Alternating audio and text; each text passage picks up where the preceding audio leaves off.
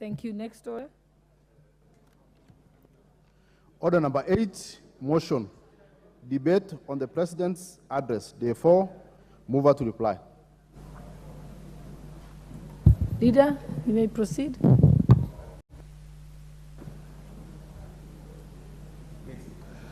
Honorable Speaker, thank you very much. I would like to reply to the debate on the presidential address, which was delivered in this House by His Excellency the President on the 9th of November.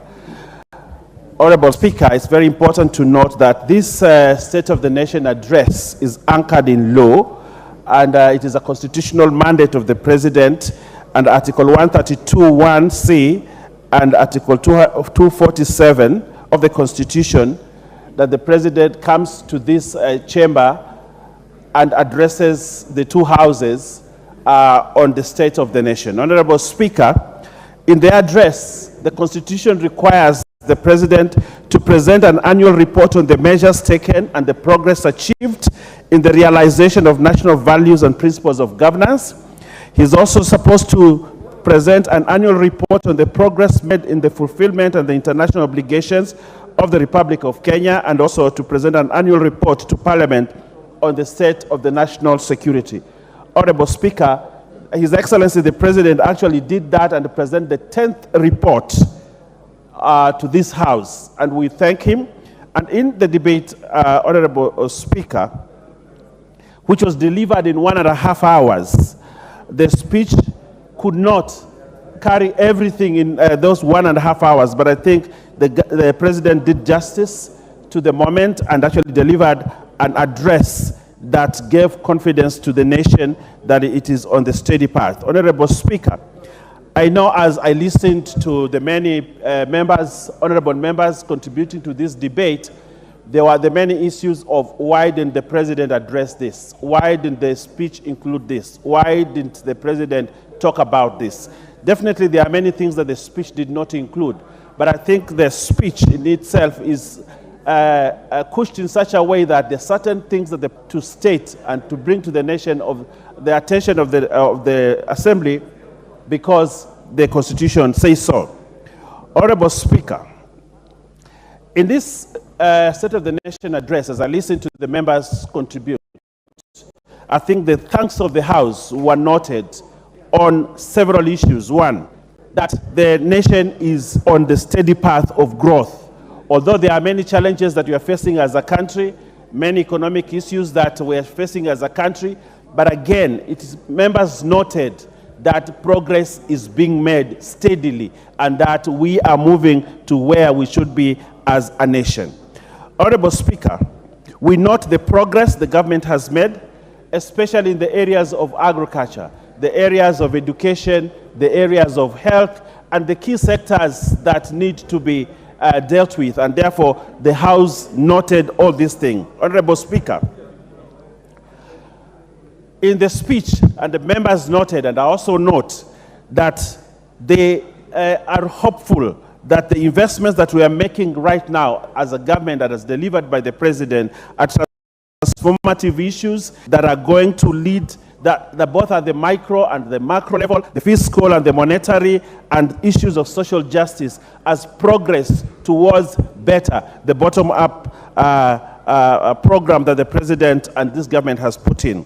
Honorable Speaker, we also noted the thanks. We also note the thanks of the House in the issues that the President raised, and many members here took note of the issues and progress that we've made in education, and particularly the issues of JCC, the issues of university funding, the issues of the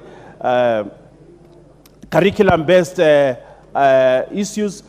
We have made tremendous progress.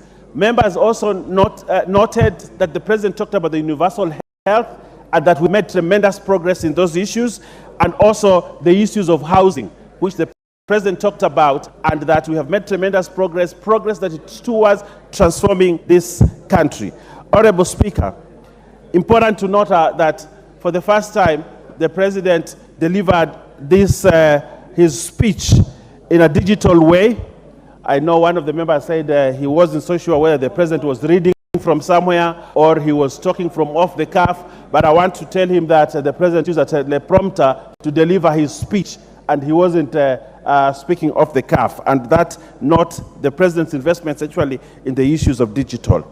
Honorable Speaker, I also want to thank all the members that participated in this debate. I think it was robust. Members spoke their mind. Members interpreted the speech the way they wanted to, but above all, this is a build-up towards a proper democratization of this country, and that people in this house, members in this house, can actually question, can actually debate a presidential speech without looking behind their shoulders. Honorable Speaker, I want to thank every member who contributed, and I wanted to say thank you, and I beg to reply. Honorable Speaker.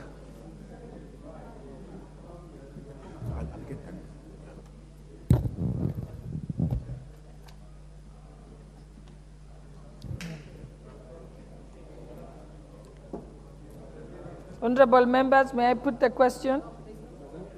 No, there is no question to put, eh? Yes, we have noted. Okay. All right.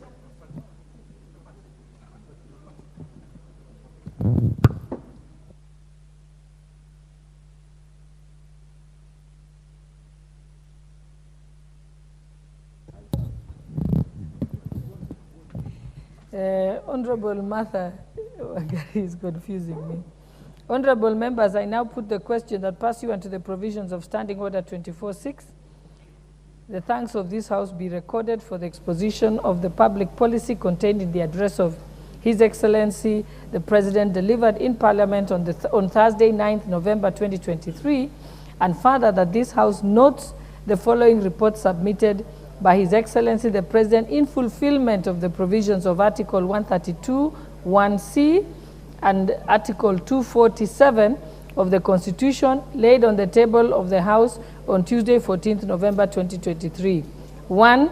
The 10th Annual Report on the measures taken and progress achieved in the realization of national values, principles, and principles of governance. 2. The 10th Annual Report on the progress made in fulfilling the international obligations of the Republic of Kenya. And 3. The annual report to Parliament on the state of national security. Will as many as of that opinion say aye? Aye. Will as many as of the contrary opinion say nay? The ayes have it. Next order.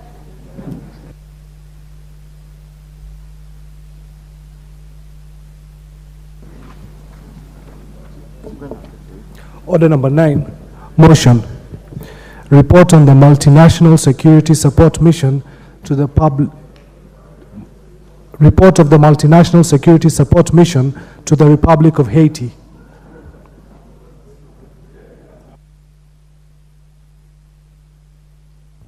What is your point of honorable leader, minority?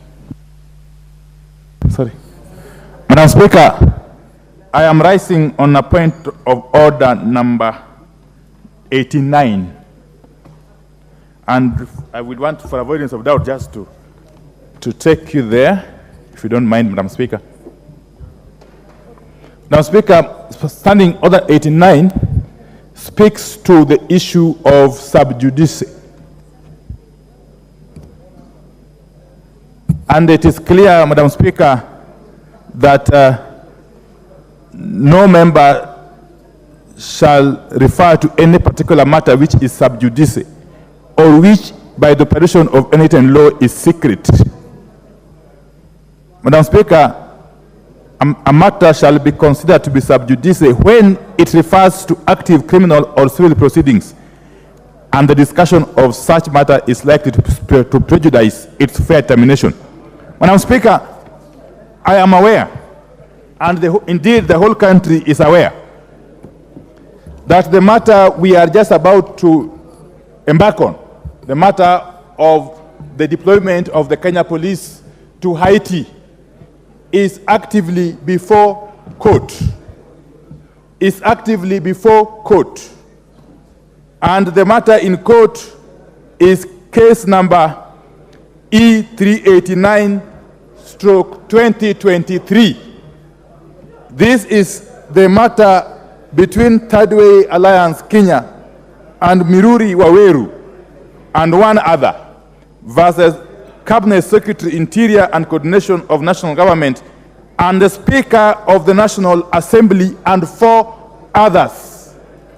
Madam Speaker, unless we are deviating from our norms, from the traditions, from the practice, and indeed from our own rules as provided for under the standing orders, I submit that the House is not in its proper position, is not in its proper place to adjudicate or in any way, in any other way, deal with the matter before it under Order 9 on the order paper today, Madam Speaker. For the simple reason that the matter of the deployment of the Kenya Police to the Republic of Haiti is very, very actively before our own courts of law. Madam Speaker, I want to go further and report to you that indeed interim orders were issued on the same matter by none other than Justice E.C. Mwita. Justice E.C. Mwita on the 6th of October 2023, which orders have the effect of stopping the Republic of Kenya from attempting to take the Kenya police officers to the Republic of Haiti. Madam Speaker, I am aware, I am further informed, and I've got no reason not to believe the information I've been given, that this order has since been extended indefinitely until the matter is heard and determined. Madam Speaker, the matter is scheduled for hearing and termination, Madam Speaker, in the next 3-4 days, and it's going to be heard in open court by physical appearance. So what am I saying in short? What am I saying in short? What I'm saying in short is that if we are a house that goes by the rule of law, if we are a house that abides by its own traditions, its own practices, its own rules, and indeed by the Constitution of the Republic of Kenya, we cannot proceed with the debate on this motion until this matter in court is heard and determined one way or the other, or until the orders, the interim orders, the interlocutory orders that were issued by Justice Mwita are either vacated or otherwise stood down, Madam Speaker. Madam Speaker, on that basis, therefore, I want to plead with you. I want to plead with you to exercise your jurisdiction, and wisdom to stand down the debate on this motion. I want to plead with you to stand down this motion. And as I conclude, Madam Speaker, let me ask you to allow me to table the court order that was issued by Justice Mwita on this matter on the 6th of October 2023. Madam Speaker, the good thing these days, court orders are online, are available online. You don't even need to bother going to look for certified copies. They are online and they are clearly authenticated, Madam Speaker. With those very few remarks, I support. Unfortunately, I only have one copy. If you have to table first before I give my friend here. Honorable Osoro.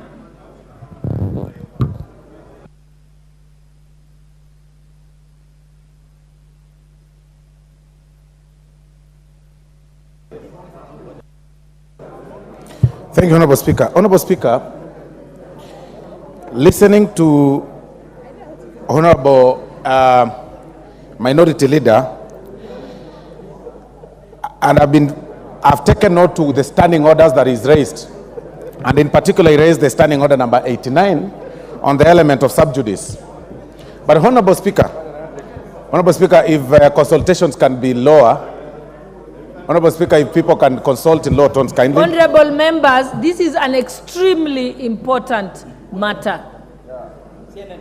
If you want to consult, you may have to do it outside the chamber or consult in very low tones, kindly. Let's be mindful of proceed. Thank you, Honorable Speaker. Honorable Speaker, the Constitution of Kenya is the supreme law of the land. it mandates and gives every arm of government their responsibility and a bit of some autonomy in their way of operation. Honorable Speaker, Article 240, number one, first Article 95 and 6 mandates Parliament to oversight, to legislate, or the executive, and all the other responsibilities that they are supposed to do and to represent the people. But Article 240, Honorable Speaker, gives us a sole responsibility upon the proposal by the National Security Council to agree to their proposal or decline. And that is the responsibility of the of the Parliament of Kenya. And in particular, Article 248, that the Council, with the approval of Parliament, may deploy national forces outside Kenya, regional or international peace support, or other support operations. It is the Parliament of Kenya that debates and agrees upon being moved by the National Security Council. But if I restrict myself to Standing Order number 89 that Honorable Minority Leader said, it is important for us to know that that very particular Standing Order has got clause 4, which provides that a member alleging that a matter is sub judice shall provide evidence to show that paragraphs 2 and 3 are applicable. That paragraph 2 and 3 are applicable. Determining whether, what does 2 say? Determining whether a criminal or civil proceeding is active and shall apply, whether it's a criminal proceeding shall be deemed to be active. A criminal proceeding, civil proceeding shall be deemed to be active when arrangement for hearing, such as setting down a case for trial, have been made until the proceedings are ending by judgment or the discontinuancy.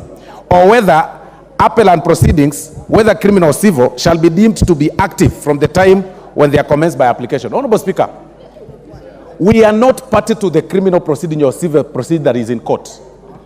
We are not litigants. We are not respondents as an independent house. Today, this morning, Honorable Minority Leader has provided a paper that has not been authenticated in this house. A standing order, Honorable Speaker, of this house was released yesterday. The Honorable Minority Leader had the entire time to present his evidence, bring it forth, have it authenticated, confirm whether it is indeed true the matter is in court, move this house yesterday before it was published in the standing order, Honorable Speaker. As far as I'm concerned, there is no evidence that has been provided by Honorable Minority Leader today, this morning, because we really can't authenticate. We are not very sure whether it is a paper from River Road, whether it's a paper that is printed. It is just a word by himself. It is his own words against ours. So, Honorable Speaker, we go back to the Constitution, which is the supreme law of the land. We are mandated to debate a matter that has been moved to us by the National Security Council, as provided for under Article 240, Honorable Speaker. So, Honorable Minority Leader, you are out of order. We debate, we agree, or we drop it. Thank you, Honorable Speaker. Majority Leader. I'll come to you, Honorable Otiende, member for Ariada. Thank you, Honorable Speaker. Honorable Speaker, it is indeed true what the Honorable Opio and I says, that there is a case in court, because it is in a public domain. And everybody who follows what is going on in the courts would know there is a case in court. And I'm glad the purported paper that he has tabled, as my whip says, the last directive is that a conservatory order is hereby issued restraining the respondents from deploying police officers to Haiti or any other country until 24th October 2023.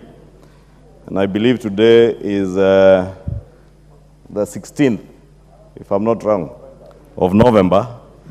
He purports those orders to have been extended. I would first have wanted to see that particular extension, which has not been tabled. Therefore, this particular piece of paper seems to have lapsed. Number two, Honorable Speaker, for all I know, the matter in court did not in any way restrain or give orders against the National Assembly carrying out our constitutional mandate to debate and approve. Because the National Assembly or Parliament, in line with the Constitution, does not deploy officers. What we do is to consider such a motion for approval for the deployment of those officers. It is other agencies who then are restrained from deploying, not the National Assembly. Honorable Speaker, my third point is that the Honorable Opio has been here long enough, as long as I've been here. And he knows from the 11th Parliament, under Speaker Muturi, there is a retinue of precedents on what the courts can and cannot injunct Parliament from doing. And part of that, Honorable Speaker, is that the court cannot injunct Parliament from doing what is constitutionally the Parliament's mandate. And the courts, Honorable Speaker, and my good brother Opio knows it, because he has been here. And I know this is very good politics for those in the minority. But it is politics in the wrong theater. I would advise them to play it in the courts or in rallies, but not here, Honorable Speaker. Because we cannot be stopped from doing what we ought to do. And the precedence that was set by Speaker Muturi is that the courts must wait for Parliament to do its work, then proceed after that. And Honorable Speaker, if you also look at our Standing Order 89.5, it says that notwithstanding this standing order on matters sub judice, as Honorable Pio says, because that is the article he referred to in speaking about matters sub judice. And 89.5 says that notwithstanding this standing order that speaks about sub judice matters, the Speaker may allow reference to any matter before the House or a committee. Therefore, our own standing orders do not stop us from discussing matters, Honorable Speaker. You may allow people to even make reference without going into the facts that are being prosecuted before the courts, Honorable Speaker. Therefore, Honorable Speaker, I humbly submit before you, Honorable Speaker, that this matter and this motion is, one, rightly before the House. Two, there is absolutely nothing sub judice in the House debating and approving, if the House agrees with the motion, approving the deployment of our officers to Haiti. Honorable Speaker, a lot of work has gone into this work, this committee's work, and the Honorable Tongo from the report yesterday, members will be able to see, including extensive public participation. Part of the matters that are being argued are issues to do with whether or not there has been public participation. That is not a matter for us to determine here. Let us leave it to the courts. They will fight with those they are fighting with the courts. For us, let us carry out our constitutional mandate to consider what is before the House today without any reference to the particular facts of the case that is in court, Honorable Speaker. But lastly, I want to agree with the Honorable Osoro that it behoves on the leader of minority not to table a piece of paper of a defunct court order, but he should also have tabled what he purports to have been an extension, because that is it is him who is purporting there was an extension. Nobody is aware, and the burden of proof was on him, not on anybody else. And he cannot refer to online. He's telling it is online, anybody can Google. There are a lot of hackers online and fake news. Thank you, Honorable Speaker. Honorable Otiende, member for Rarieda. Thank you, Madam Speaker. Madam Speaker, I want to clearly support the point of order by the minority leader. And I really want us to address this as a house, not as a partisan house, because these matters have consequences in terms of precedence. First of all, Madam Speaker, Standing Order 89 is clear as read by Honorable Andai, and 89.2 restricts discussion of active civil matters. It goes further in C to say that civil proceedings shall be deemed to be active when arrangements for hearings such as setting down a case for trial have been made until the proceedings are ended by judgment or discontinuance. Until they are ended by judgment or discontinuance. It is clear, Madam Speaker, that the case quoted, E389 of 23, is active, has been set down, it has not been ended by discontinuance or judgment. So it falls exactly on all fours under Standing Order 89. Madam Speaker, all the sections of all the articles of the Constitution quoted are true. But despite those provisions, in our wisdom as a House, we established the standing orders and included Standing Order 89. If it were to be possible, that there are certain matters that we are willing to discuss despite them being sub judice, nothing would have been easier than to state it on the face of the standing orders. Madam Speaker, it is not true that the orders read only stop deployment of the police. To the extent that any court order stops deployment, it stops all the processes that lead to that. And one of those processes is bringing that motion in the National Assembly and the National Assembly either passing or rejecting it.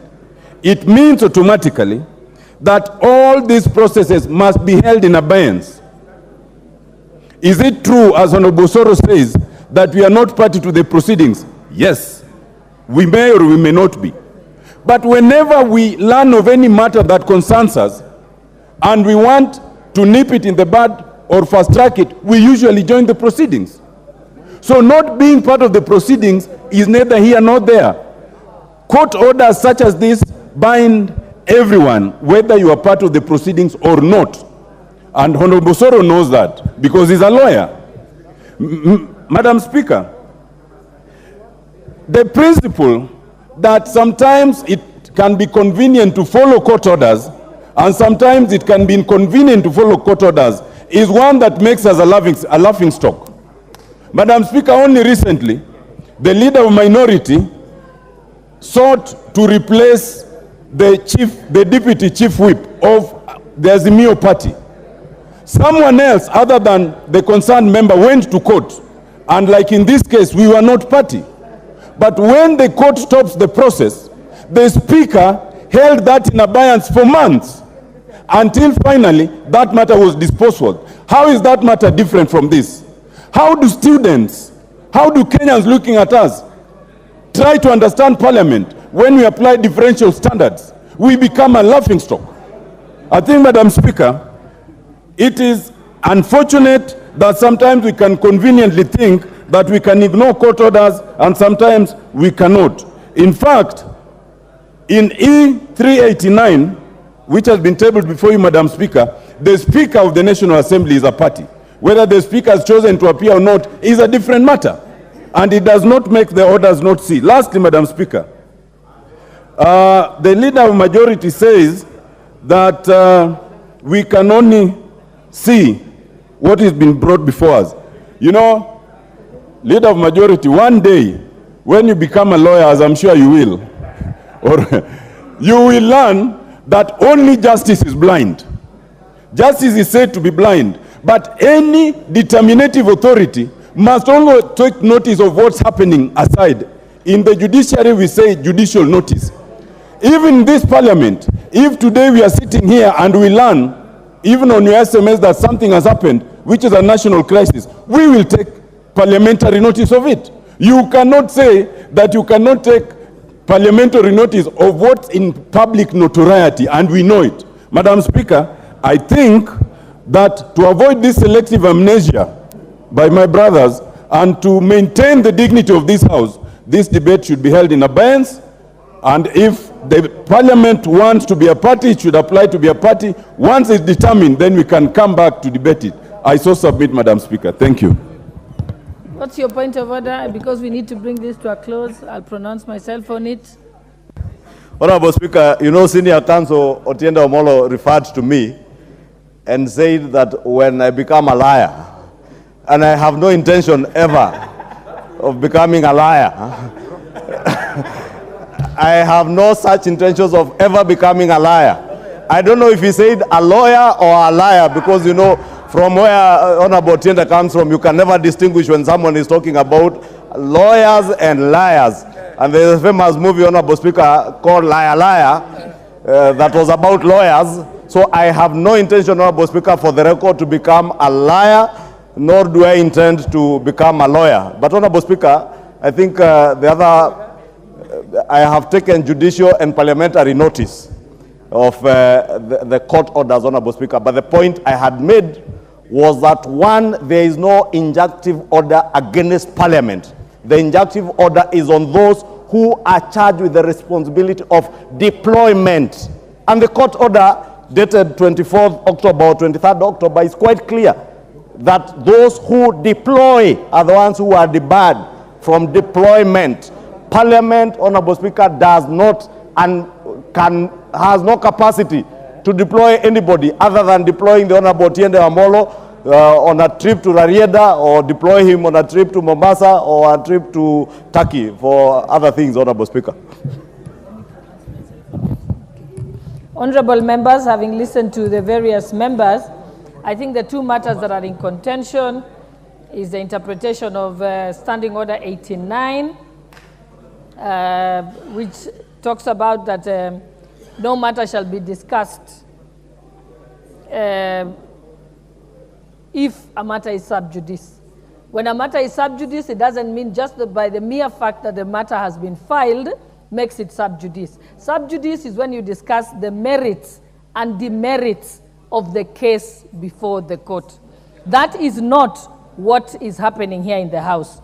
The House is just charged with the responsibility as set out in Article 247 and 8 of our Constitution, which says that the Council may, with the approval of Parliament, deploy national forces outside Kenya for regional or international peace support operations or for other support operations, and approve the deployment of foreign forces in Kenya. So Parliament, the National Assembly here is not being asked to approve, to deploy the forces. They are just being asked to approve. In any case, the matter raised by the leader of minority is premature because Parliament has not yet approved the deployment. The matter has just been tabled, or is going to be tabled, before Parliament for approval. Even then, never mind the fact that that court order has not been served upon the Speaker, and in order to authenticate service, usually the order has to be directed to the Speaker and the National Assembly, and it must be, and the service of that must be done. It must be authenticated, signed, and the name of the process server indicated. It cannot be a member of this House acting as a process server while the House is in plenary. And if the court order quoted by the leader of minority is to be believed, it says, as he read, that whatever authority has been restrained from deploying the police to Haiti. The National Assembly has no such power of deploying any foreign sources. All it has to do is to approve the request for deployment by the Security Council. And therefore, I will therefore, with all that said, I will exercise the powers of the Speaker under Article or Standing Order 89(5), which says, notwithstanding this standing order, the Speaker may allow the reference to any matter before the House or a committee. So we shall proceed. Honorable Member for Narok West, Honorable Tongoya. Thank you. You're making a point of order against my ruling. That is not in order. So let's wait for the matter to proceed, because now it's closed. Then you can raise it at debate. Honorable Sunguli, you have an opportunity at debate. There is nothing before the House as we speak. Proceed. Thank you so much, Madam Speaker, for that Solomonic ruling. Madam Speaker,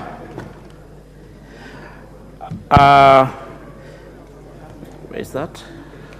On the multinational, taking into consideration. Proceed to move. Where is it? Where is it? The way it is, eh? Yeah, ndio natafuta. Sorry, number 9.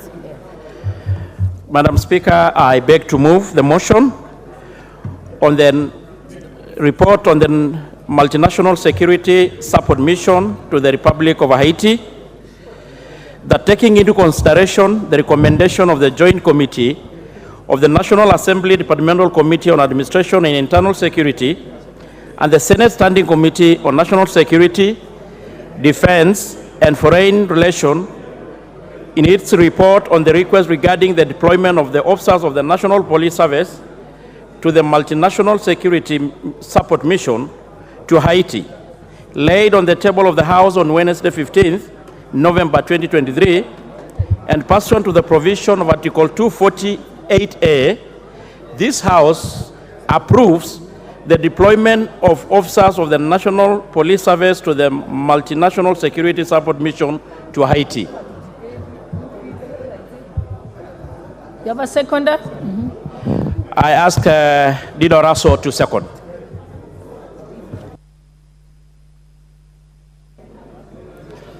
Thank you very much, Honorable Speaker. Honorable Speaker, I beg to second. And I want to associate myself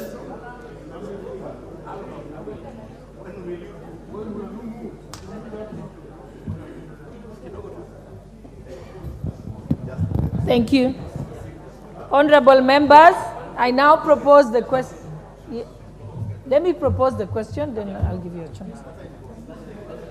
Honorable members, I now propose the question that taking into consideration the recommendations of the Joint Committee of the National Assembly, Departmental Committee on Administration and Internal Security, and the Senate Standing Committee on National Security, Defense and Foreign Relations, in its report on the request regarding the deployment of officers of the National Police Service to the multinational security support mission to Haiti, laid on the table of the House on Wednesday, 15th November 2023, and pursuant to the provisions of Article 248A, this House approves the deployment of the officers of the National Police Service to the multinational security support mission to Haiti.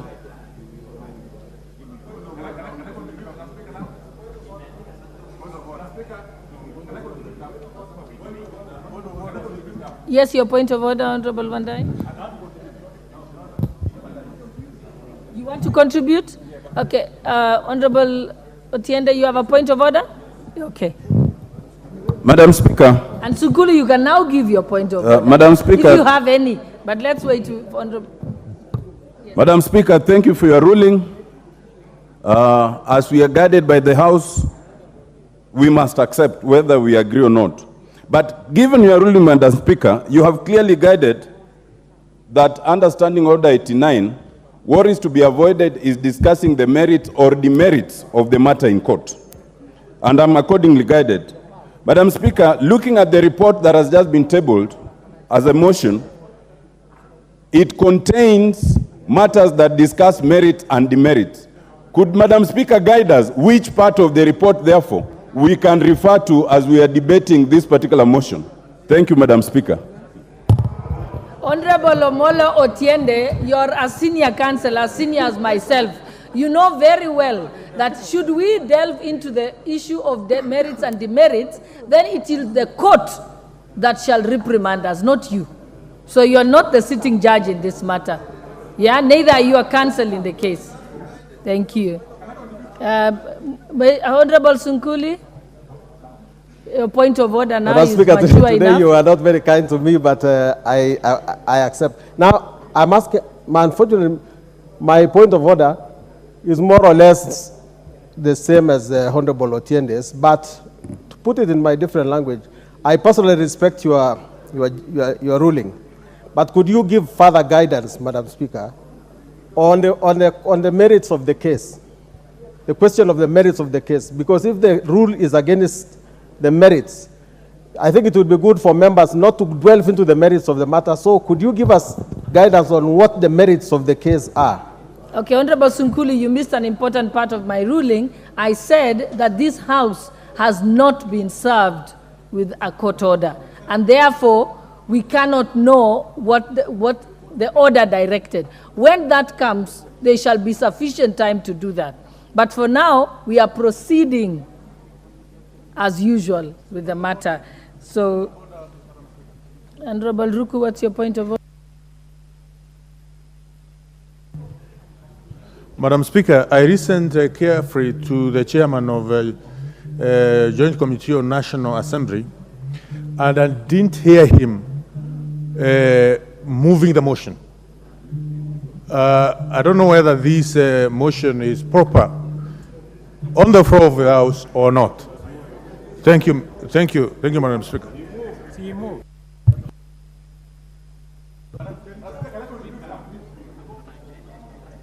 Yeah, he moved the motion because he moved the motion as indicated in the order paper. Unless you wanted him to go further and make an explanation, which is optional. Yes, Leader of Minority. Madam Speaker, thank you very much. And I wish to now contribute to this motion following your ruling and guidance.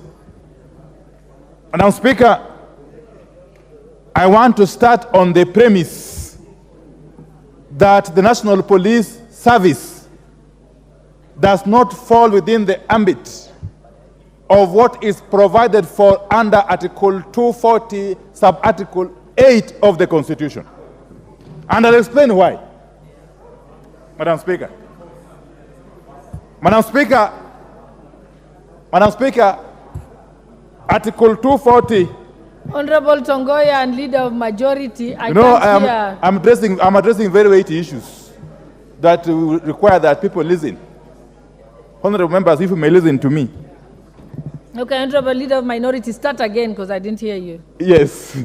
I was saying that Article 248, Article 240, Sub-Article 8,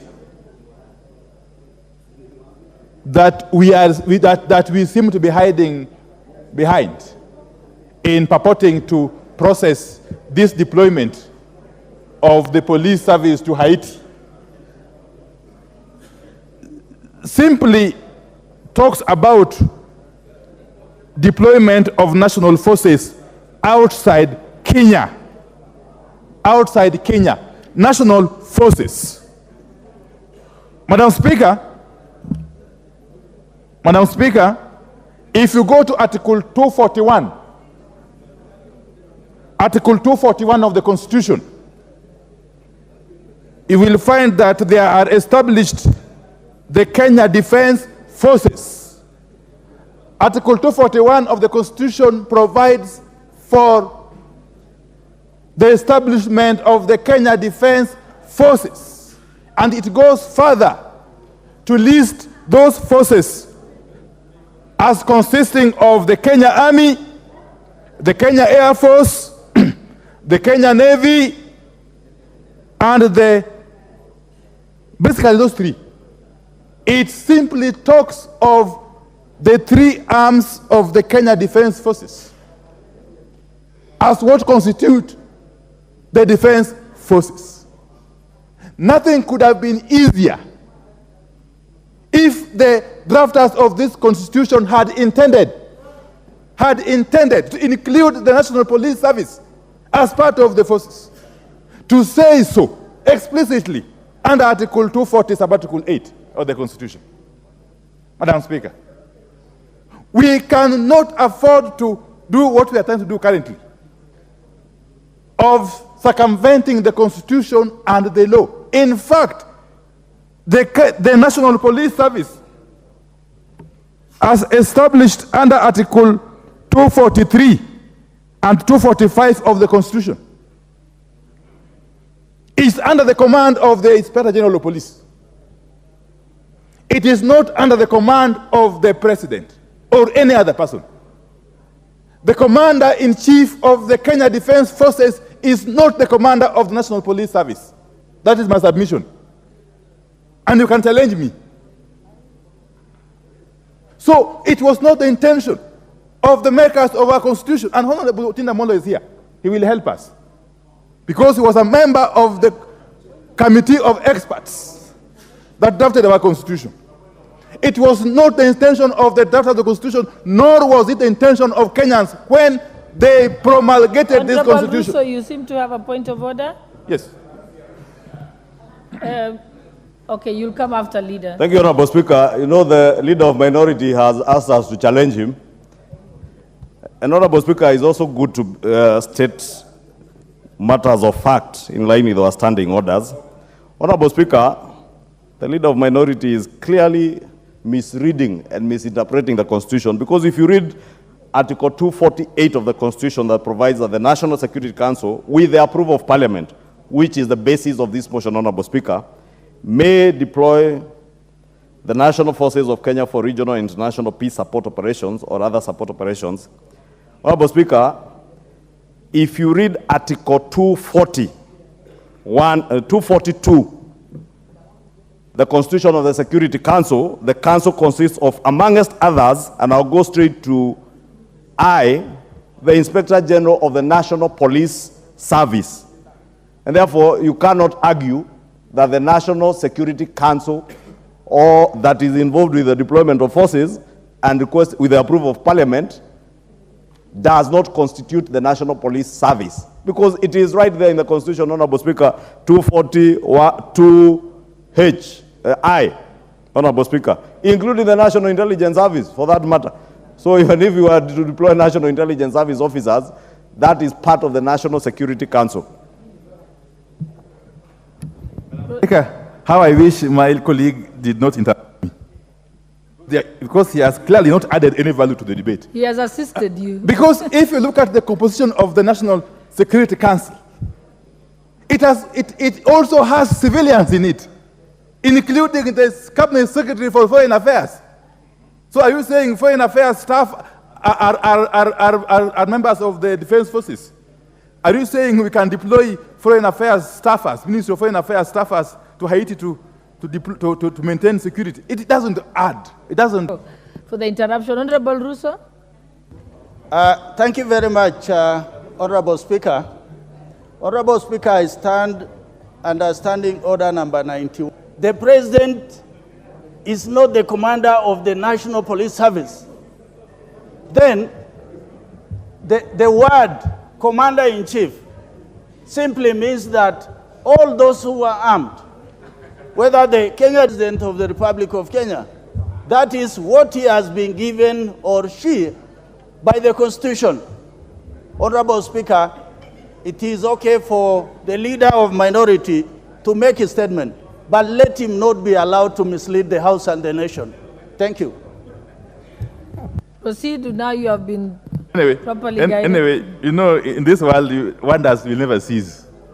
You know, the Constitution is so clear. I don't want to belabor the point, really, because I think even my colleagues on the other side are clearly agreeing with me, even though they may not say so loudly. The Constitution is so clear. But that aside, having addressed myself to the unconstitutionality of this move, I want now go to the merit. Even assuming that Kenya, that this House could actually approve the National Police Service to go to Haiti. If you go to the National Police Service Act, the National Police Service Act, Section 108, Section 108 of the National Police Service Act, where in certain special circumstances,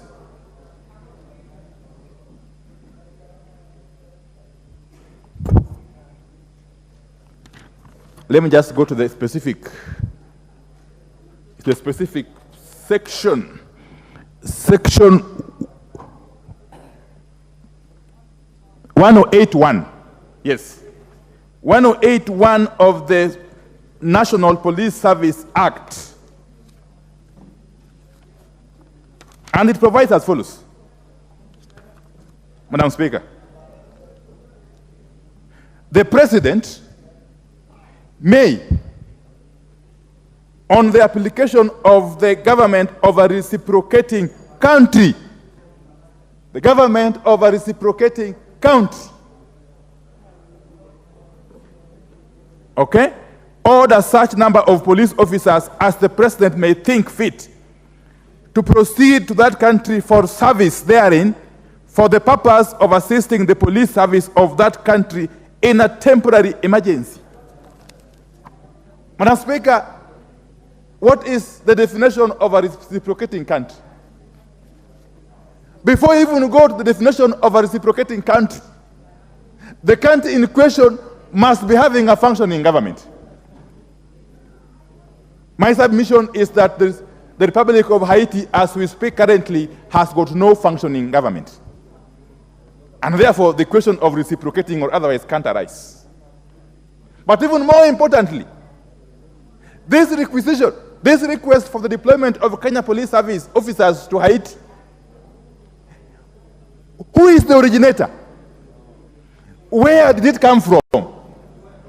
So it falls exactly on all fours under Standing Order 89. Madam Speaker, all the sections of all the articles of the Constitution quoted are true. But despite those provisions, in our wisdom as a House, we established the standing orders and included Standing Order 89. If it were to be possible, that there are certain matters that we are willing to discuss despite them being sub judice, nothing would have been easier than to state it on the face of the standing orders. Madam Speaker, it is not true that the orders read only stop deployment of the police. To the extent that any court order stops deployment, it stops all the processes that lead to that. And one of those processes is bringing that motion in the National Assembly and the National Assembly either passing or rejecting it. It means automatically that all these processes must be held in abeyance. Is it true, as Honorable Soro says, that we are not party to the proceedings? Yes, we may or we may not be. But whenever we learn of any matter that concerns us and we want to nip it in the bud or fast track it, we usually join the proceedings. So not being part of the proceedings is neither here nor there. Court orders such as this bind everyone, whether you are part of the proceedings or not. And Honorable Soro knows that because he's a lawyer. Madam Speaker, the principle that sometimes it can be convenient to follow court orders and sometimes it can be inconvenient to follow court orders is one that makes us a laughing stock. Madam Speaker, only recently, the leader of minority sought to replace the deputy chief whip of the Azimio party. Someone else other than the concerned member went to court, and like in this case, we were not party. But when the court stops the process, the speaker held that in abeyance for months until finally that matter was disposed of. How is that matter different from this? How do students, how do Kenyans looking at us try to understand Parliament when we apply differential standards? We become a laughingstock. I think, Madam Speaker, it is unfortunate that sometimes we can conveniently think that we can ignore court orders and sometimes we cannot. In fact, in E389, which has been tabled before you, Madam Speaker, the Speaker of the National Assembly is a party. Whether the Speaker has chosen to appear or not is a different matter. And it does not make the orders not see. Lastly, Madam Speaker, the leader of majority says that we can only see what has been brought before us. You know, leader of majority, one day, when you become a lawyer, as I'm sure you will, or you will learn that only justice is blind. Justice is said to be blind, but any determinative authority must also take notice of what's happening aside. In the judiciary, we say judicial notice. Even this parliament, if today we are sitting here and we learn, even on your SMS, that something has happened, which is a national crisis, we will take parliamentary notice of it. You cannot say that you cannot take parliamentary notice of what's in public notoriety, and we know it. Madam Speaker, I think that to avoid this selective amnesia by my brothers and to maintain the dignity of this House, this debate should be held in abeyance, and if the Parliament wants to be a party, it should apply to be a party. Once it's determined, then we can come back to debate it. I so submit, Madam Speaker. Thank you. What's your point of order? Because we need to bring this to a close, I'll pronounce myself on it. Honorable Speaker, you know, Senior Counsel Otiende Omolo referred to me and said that when I become a liar, and I have no intention ever of becoming a liar. I have no such intentions of ever becoming a liar. I don't know if he said a lawyer or a liar, because, you know, from where Honorable Otiende comes from, you can never distinguish when someone is talking about lawyers and liars.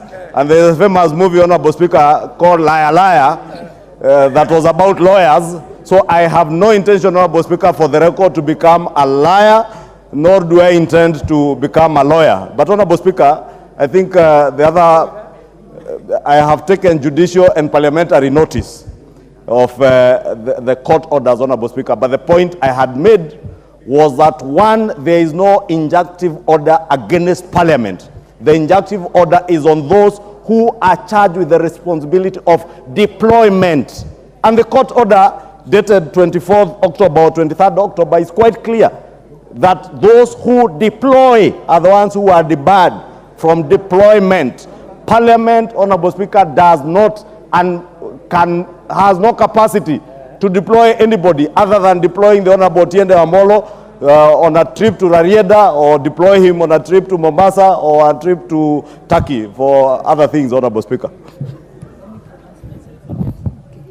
Honorable members, having listened to the various members, I think the two matters that are in contention is the interpretation of Standing Order 89, which talks about that no matter shall be discussed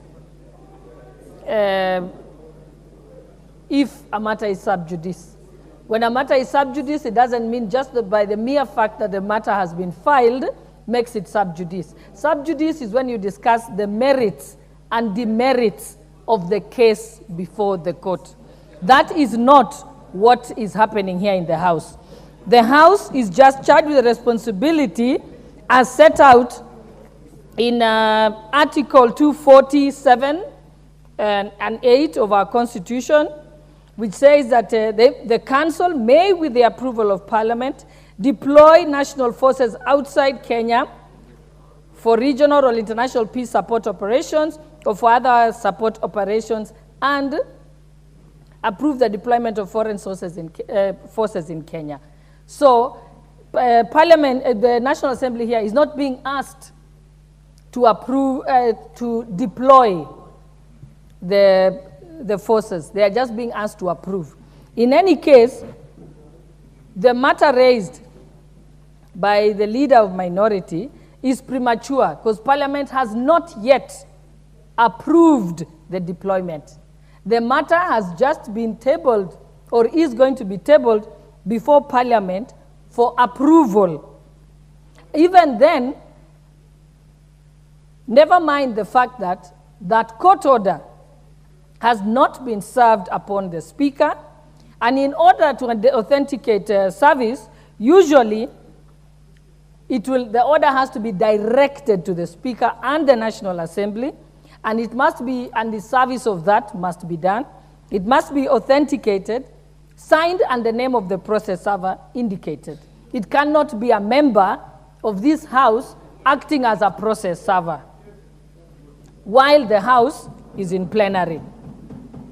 And if the court order quoted by the leader of minority is to be believed, It says, as he read, that whatever authority has been restrained from deploying the police to Haiti. The National Assembly has no such power of deploying any foreign sources.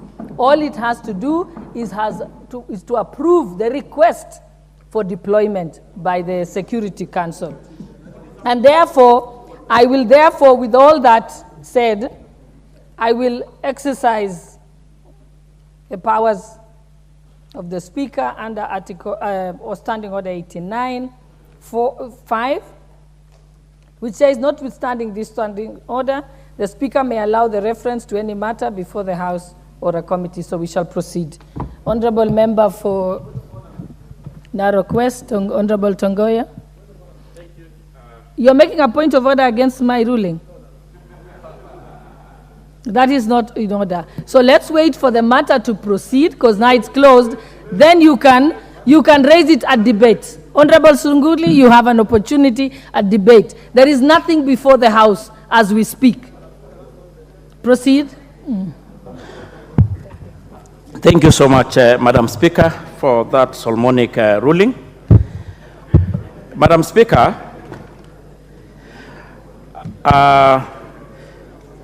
where is that? On the multinational, taking into consideration. Proceed to move. Where is it? Where is it? The way it is, eh? Yeah, ndio natafuta. Sorry, number 9. Madam Speaker, I beg to move the motion on the report on the multinational security support mission to the Republic of Haiti, that taking into consideration the recommendation of the Joint Committee of the National Assembly Departmental Committee on Administration and Internal Security and the Senate Standing Committee on National Security, Defense, and Foreign Relations, in its report on the request regarding the deployment of the officers of the National Police Service to the multinational security support mission to Haiti, laid on the table of the House on Wednesday, 15th November 2023, and pursuant to the provision of Article 248A, this House approves the deployment of officers of the National Police Service to the multinational security support mission to Haiti. You have a seconder? I ask Dido Raso to second.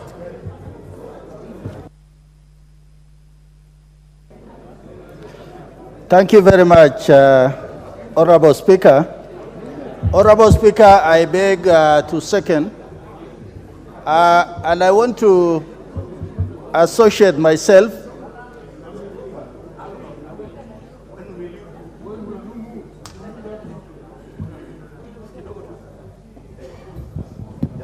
Thank you.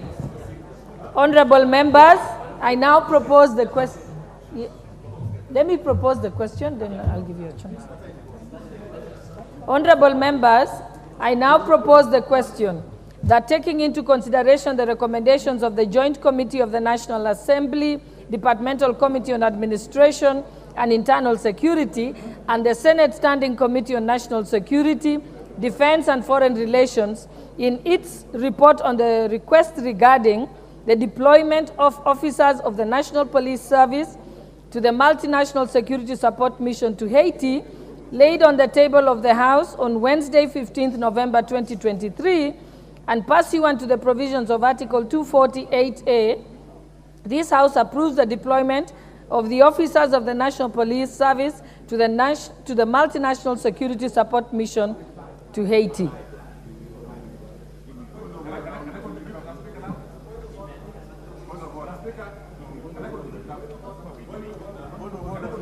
Yes, your point of order, Honorable Van Dyne. You want to contribute? Okay. Honorable Otiende, you have a point of order? Okay. Madam Speaker. And Sugulu, you can now give your point of order. Madam Speaker. If you have any. But let's wait for Honorable. Yes. Madam Speaker, thank you for your ruling. As we are guided by the House, we must accept whether we agree or not. But given your ruling, Madam Speaker, you have clearly guided that under Standing Order 89, what is to be avoided is discussing the merits or demerits of the matter in court. And I'm accordingly guided. Madam Speaker, looking at the report that has just been tabled as a motion, it contains matters that discuss merit and demerit. Could Madam Speaker guide us which part of the report, therefore, we can refer to as we are debating this particular motion? Thank you, Madam Speaker. Honorable Omolo Otiende, you're a senior counsel, as senior as myself. You know very well that should we delve into the issue of the merits and demerits, then it is the court that shall reprimand us, not you. So you're not the sitting judge in this matter. Yeah, neither are you a counsel in the case. Thank you. Honorable Sunkuli, a point of order now is Speaker, mature today enough. you are not very kind to me, but I accept. Now, I'm asking, unfortunately, my point of order is more or less the same as Honorable Otiende's, but to put it in my different language, I personally respect your ruling. But could you give further guidance, Madam Speaker, on the merits of the case, the question of the merits of the case? Because if the rule is against the merits, I think it would be good for members not to delve into the merits of the matter. So could you give us guidance on what the merits of the case are? Okay, Honorable Sunkuli, you missed an important part of my ruling. I said that this House has not been served with a court order, and therefore we cannot know what the order directed. When that comes, there shall be sufficient time to do that. But for now, we are proceeding as usual with the matter. So, Honorable Ruku, what's your point of order?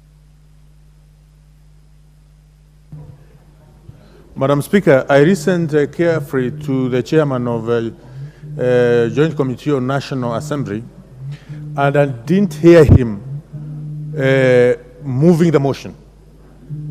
I don't know whether this motion is proper on the floor of the House or not. Thank you, Madam Speaker.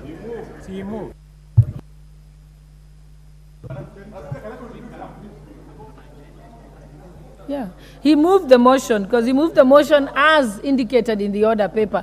Unless you wanted him to go further and make an explanation, which is optional. Yes, Leader of Minority. Madam Speaker, thank you very much. And I wish to now contribute to this motion following your ruling and guidance. Madam Speaker, I want to start on the premise that the National Police Service does not fall within the ambit of what is provided for under Article 240, sub-Article 8 of the Constitution. And I'll explain why. Madam Speaker. Madam Speaker, Article 240. Honorable Tongoya and Leader of Majority, I'm addressing very weighty issues that require that people listen. Honorable members, if you may listen to me. Okay, Honorable Leader of Minority, start again because I didn't hear you. Yes. I was saying that Article 248, Article 240 sub-Article 8, that we seem to be hiding behind in purporting to process this deployment of the police service to Haiti simply talks about deployment of national forces outside Kenya. Outside Kenya. National forces. Madam Speaker, if you go to Article 241, Article 241 of the Constitution, you will find that there are established the Kenya Defense Forces. Article 241 of the Constitution provides for the establishment of the Kenya Defense Forces. And it goes further to list those forces as consisting of the Kenya Army, the Kenya Air Force, the Kenya Navy, and basically those three. It simply talks of the three arms of the Kenya Defense Forces as what constitute the defense forces. Nothing could have been easier if the drafters of this constitution had intended to include the National Police Service as part of the forces. To say so explicitly under Article 240, Sub-Article 8 of the Constitution. Madam Speaker, we cannot afford to do what we are trying to do currently, of circumventing the Constitution and the law. In fact, the National Police Service, as established under Article 243 and 245 of the Constitution, is under the command of the Inspector General of Police. It is not under the command of the President or any other person. The Commander-in-Chief of the Kenya Defense Forces is not the commander of the National Police Service. That is my submission. And you can challenge me. So it was not the intention of the makers of our Constitution. And Honorable Tinda Molo is here. He will help us. Because he was a member of the committee of experts that drafted our Constitution. It was not the intention of the draft of the Constitution, nor was it the intention of Kenyans when they promulgated this Constitution. So you seem to have a point of order? Yes. Okay, you'll come after leader. Thank you, Honorable Speaker. You know, the leader of minority has asked us to challenge him. And Honorable Speaker, it's also good to state matters of fact in line with our standing orders.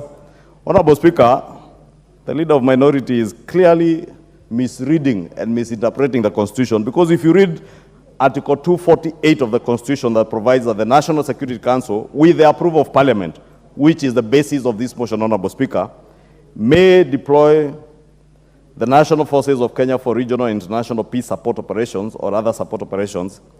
Honorable Speaker, if you read Article 242, the Constitution of the Security Council, the Council consists of, amongst others, and I'll go straight to I, the Inspector General of the National Police Service.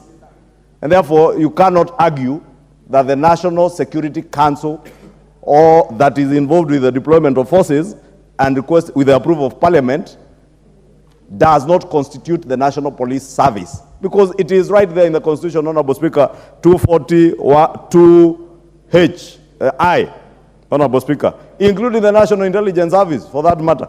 So even if you are to deploy National Intelligence Service officers, that is part of the National Security Council. How I wish my colleague did not interrupt me. Because he has clearly not added any value to the debate. He has assisted you. Because if you look at the composition of the National Security Council, it also has civilians in it, including the Cabinet Secretary for Foreign Affairs. So are you saying Foreign Affairs staff are members of the Defense Forces? Are you saying we can deploy Foreign Affairs staffers, Ministry of Foreign Affairs staffers to Haiti to maintain security? It doesn't add. It doesn't follow. It doesn't matter who is a member of the National Security Council. What is important is what constitutes. What constitutes a point of order. I'll still give you time. Don't worry. You have sufficient time, and we shall add you a minute or so for the interruption. Honorable Ruto. Thank you very much, Honorable Speaker. Honorable Speaker, I stand under Standing Order number 91. I think from the floor of this House, the leader of minority should not mislead the nation and this House. For him to stand there and purport that the President is not the commander of the National Police Service, then the word commander-in-chief simply means that all those who are armed, whether the Kenya Defense Forces, the National Police Service, the Prison Service, actually come under the President of the Republic of Kenya. That is what he has been given, or she, by the Constitution. Honorable Speaker, it is okay for the leader of minority to make a statement, but let him not be allowed to mislead the House and the nation. Thank you. Proceed. Now you have been properly guided. Anyway, you know, in this world, wonders will never cease. You know, the Constitution is so clear. I don't want to belabor the point, really, because I think even my colleagues on the other side are clearly agreeing with me, even though they may not say so loudly. The Constitution is so clear. But that aside, having addressed myself to the unconstitutionality of this move, I want now go to the merit. Even assuming that Kenya, that this House could actually approve the National Police Service to go to Haiti. If you go to the National Police Service Act, the National Police Service Act, Section 108, Section 108 of the National Police Service Act,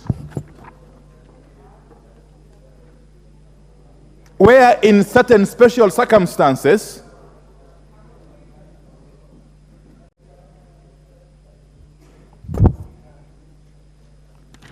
let me just go to the specific section. Section 108.1. Yes. 108.1 of the National Police Service Act. And it provides as follows.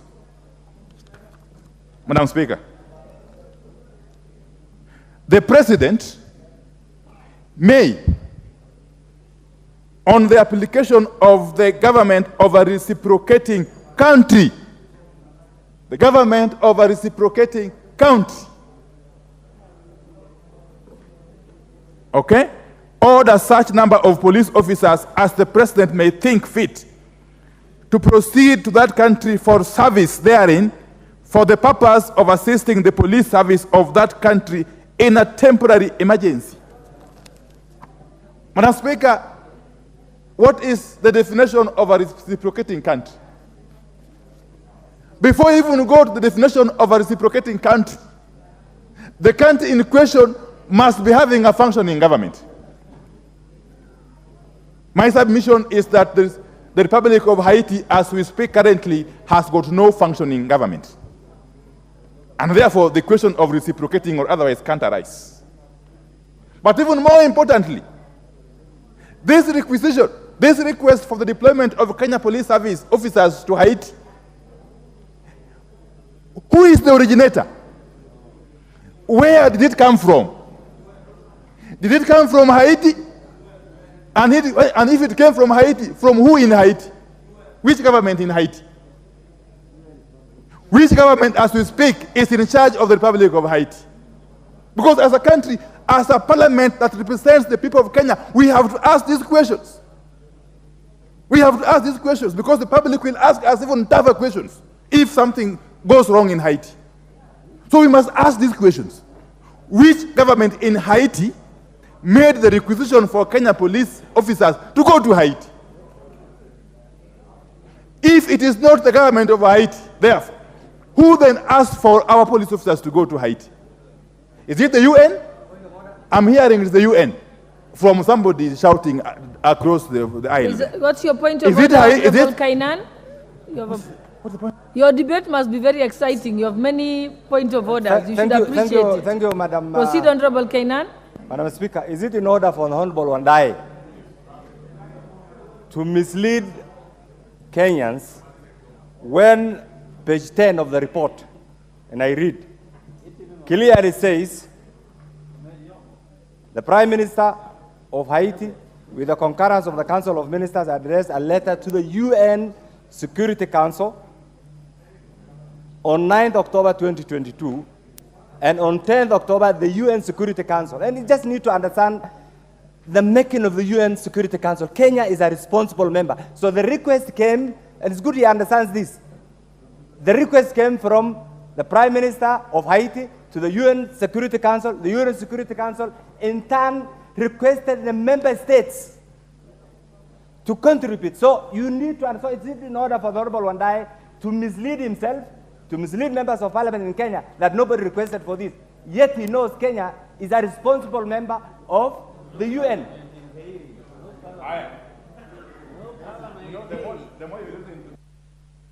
The more you listen to these colleagues of mine, the more you get actually amused. Madam Speaker, if it is the case that the request for the Kenyan government to deploy its police officers to Haiti came from the UN, can we have a look at the UN Security Council resolution that authorized this deployment? Does it make mention of Kenya, even for a moment? Does the UN Security resolution authorizing this deployment make mention of Kenya? It does not. That is my submission. And therefore, we are basically getting into some kind of misadventure for reasons which are not known to the rest of us. The reasons could be known to a few people who are in the executive. But we want to tell you that you cannot use our Kenyan. No, please kindly give him another 5 minutes because he was interrupted severally. You cannot use our police women and men as guinea pigs at the altar of rent seeking. Because we know for sure that the motivation for this misadventure is money. Is money. People want to use our hapless police officers as guinea pigs in their bid to get cheap money. If you are sure that our Kenyan police officers are going to be safe in Haiti, first of all, start by taking there your child or brother, or go there yourself. Go there yourself. And then they tell us, Madam Speaker, that you see, the reason why Kenyan is leading this mission is because Kenyan people have got the same skin complexion as the Haitians. Are Kenyans the only black people in this part of the world? Are we short of black people in that part of the world? If you go to the Caribbeans, the whole of South America, indeed even some parts of North America, don't we have black people? Are we the only black people in this world, us and Haitians? Yes. What kind of nonsense is this? Very parliamentary. Because you cannot lead us to indulge in an illegality at the altar of rent seeking. And therefore, with those very many remarks, and to allow my colleagues to equally contribute, I reject in toto. This ill-advised motion. This very ill-advised motion, I reject it in toto. And I want to appeal to my colleagues from both sides of the political divide to equally reject this motion, if only to save our country and the future of our children and our grandchildren. Thank you, Madam Speaker. I oppose. Dion, you have a point of order? Oh, yes. Proceed. Thank you, Honorable Speaker. Honorable Speaker, I rise to support this motion for the deployment of our National Police Service officers to Haiti to restore order. Honorable Speaker, allow me first to begin by... Honorable Nyikal, what is your point of order? Madam Speaker, my point of order is we have the body of we have the report, but with this report we do not have annexures. So we can't make references even to what people are saying, and the report as a whole has not been available. Is it possible to get those annexures so that we have a full report? And actually, the full report, this is an important debate, so we should have the full report as we discuss. Is it possible?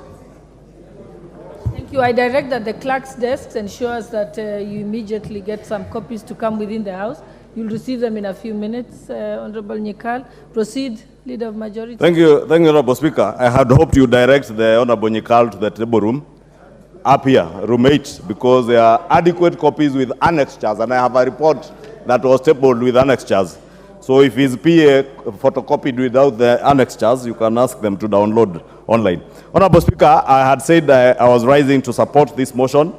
Honorable Speaker, allow me to first disabuse a lot of misinformation that has been given by our colleague and my good friend, the Honorable Opiyo Wandayi. And I heard him, Honorable Speaker, say that the UN Security Council resolution 2699 of 2023, that it does not even mention Kenya anywhere.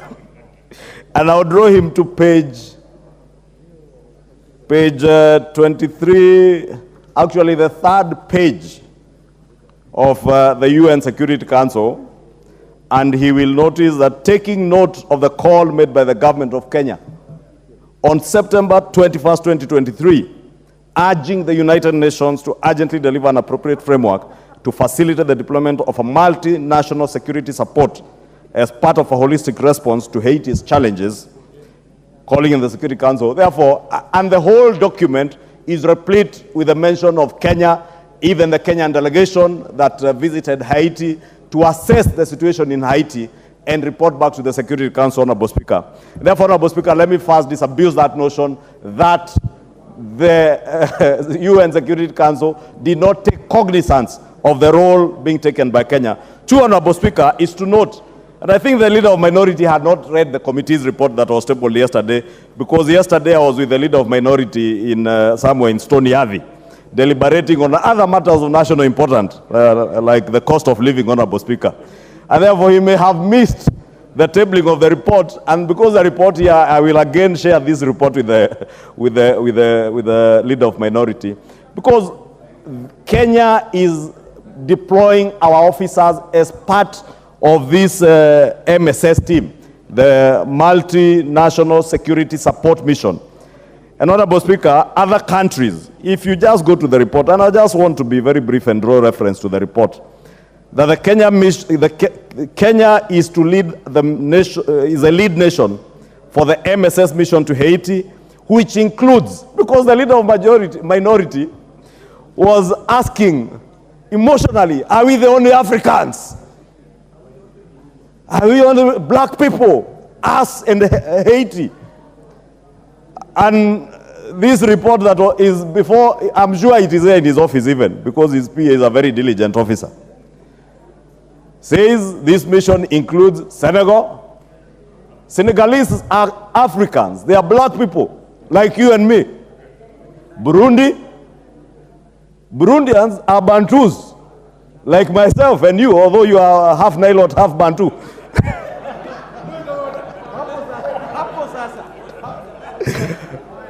Burundians are as black and as Bantu as I am.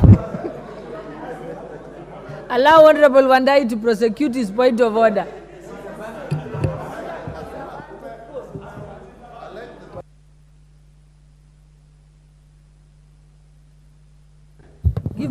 Madam Speaker, I just want to ask you if it is in order for the Honorable Majority Leader to turn this debate into a debate on the person of the Leader of Minority, and more importantly, to attempt to classify me as a Bantu come Nilot. How does that come in, Madam Speaker, in this debate? Huh? Madam Speaker, please protect me from the Leader of Majority. Protect me. Leader of Majority, I'll let you respond. Honorable Speaker, you know the Honorable Opiyo Wandayi, besides being my colleague on the other side, is also my friend. And he knows I know Ugunja, I know the county of Siaya, and I know the intermarriages between the great people of the Luopin nation and those of the house of Mulembe, who are Bantus. And there are facts that are undeniable, and the member for Ugunja knows. Honorable Speaker, protect the Honorable Minority Leader from those who are now claiming that he's their cousin. But I was saying, Honorable Speaker, Burundians are as black as the Honorable Opiyo and myself are. and the Africans and black people. Honorable Speaker, Chad is another African country that is in this mission. Other partners in the Caribbean and the Americas who are also of African descent and black people. Therefore, I just wanted, Honorable Speaker, to begin by disabusing that notion that it is a Kenyan mission. It is a multinational security support mission which Kenya is honored to lead. And as patriotic leaders, as Kenyan patriots, we cannot stand in our own National Assembly and say that we are using our officers who are very patriotic young men and women who have given their lives to protect life and property of Kenyans and people of the world where they may be deployed. And like the doctors affirm what do you call it, Dr. Nyika, the Hippocratic Oath or something close to that. Our police officers and armed security men take an oath to defend life and to serve their nation anywhere they may be deployed, including being deployed in the residence of our leaders like Opio and I.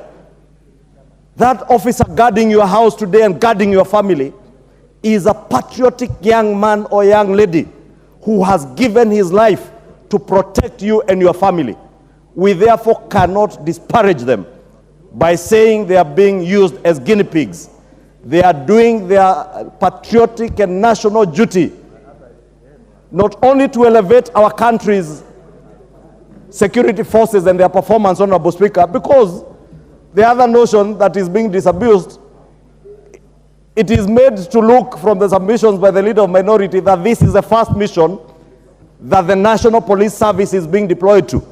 Honorable Speaker, if the leader of minority had bothered to read this report, and I must commend the chair of the Security Committee, the Honorable Tongoyo, his vice chair, and the members of the committee, because they were very diligent.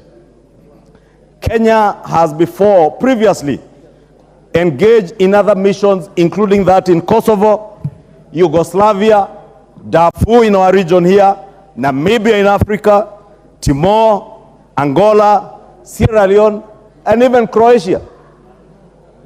I don't know how many black Africans live in Croatia, but we did that as part of the community of nations.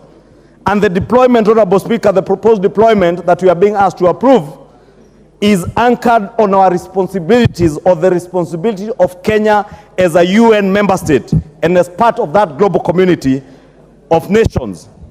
Honorable, historically, Kenya has been a leading participant in providing solutions to global security challenges. We indeed, as leaders, should feel honored as a country that our country has been called up by the UN Security Council and other nations of the world to serve in restoring security and restoring the dignity of other human beings, whether they are black people or not. And that's why I said Croatians are not black people. They are not Africans. But we have participated in missions to secure their country, to make it and restore the dignity of the people of Croatia and other areas, including other African countries, Honorable Speaker. Honorable Speaker, the other issue that has been raised, Honorable Speaker, which I would want to respond to, is the National Police Service part of our national security organs, Honorable Speaker? And Honorable Speaker, if you read Article 239, because it is one thing, Honorable Speaker, for the Honorable Pio and I being a lawyer, and I'm not a lawyer, Honorable Speaker, and I have asserted I am not a lawyer, and I have no desire of... Allow the majority leader another 3 minutes to finish. Honorable Speaker, I was saying I have no desire of ever becoming a liar. Therefore, because lawyers, Honorable Speaker, are always intent on reading the law in the way it favors them, because that is what they do as liars. Therefore, Honorable Speaker, because I'm not a liar, Honorable Speaker, I read the Constitution as an accountant who is able to read good English, interpret the Constitution as it is. Article 239 is not read in... Point of order. Honorable Kajwang, TJ Kajwang. CJ Kajwang. Madam Speaker, of course the majority leader wants to have some very humorous opportunity in the House to make this debate lively. But Honorable Speaker, majority leader is calling us lawyers liars, and is calling you, who is on the seat of the Speaker, a great lady of this country, that all that you have done all your career is to be a liar, and is facing you eyeball to eyeball and calling you a liar in the National Assembly. Well, Otiende and I, we are small people in this society. But Madam Speaker, you of all the people, you are a liar.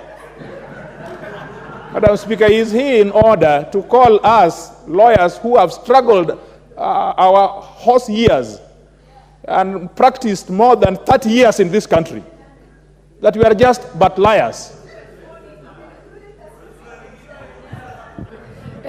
Honorable Leader of Majority, I hope to God you are not calling me a liar, but what I heard was that you were saying liar or lawyers. Please confirm that you're not calling the lawyers in the House liars. Clarify. You know, Honorable Speaker, I have tremendous respect for liars. And our pronunciation, Honorable Speaker, the other day I was having tea with my good friend, the Honorable TJ Kajwang. And the Honorable TJ Kajwang spoke to me about a sip. And I was wondering, what sip? And because we were sipping tea, Honorable Speaker, only to come to learn he was speaking about the ship that had deployed the oil in Mombasa. Therefore, our pronunciation, Honorable Speaker, based on where we come from, varies. And the Honorable TJ Kajwang should forgive me, because where I come from, L-R-W, where you have W and Y, we have that difficulty. So I have the advocates of this country, let me use the word advocates. The advocates who serve like the Honorable TJ Kajwang are great people, and including yourself, Honorable Speaker, and you know I have tremendous respect for you and other advocates in this country. But I was speaking about, I have no intention ever of becoming one of them, because I'm an accountant. And I'm able to read, because going back to my point, I'm able to read the Constitution and interpret it, because the Constitution is not written in a lot of legalese, it's plain English. And Article 239, Honorable Speaker, of the national security, that defines our national security organs, says that the national security organs are the Kenya Defense Forces, National Intelligence Services, and the National Police Service. And indeed, Honorable Speaker, if you read on Article 239, Sub-Article 6, it says that Parliament shall enact legislation to provide for the functions, organization, and administration of the national security organs. And therefore, our National Police Service is part and parcel of our national security organs that the National Security Council can seek to be deployed to restore order, or in case of emergency, as that has been sought in the country.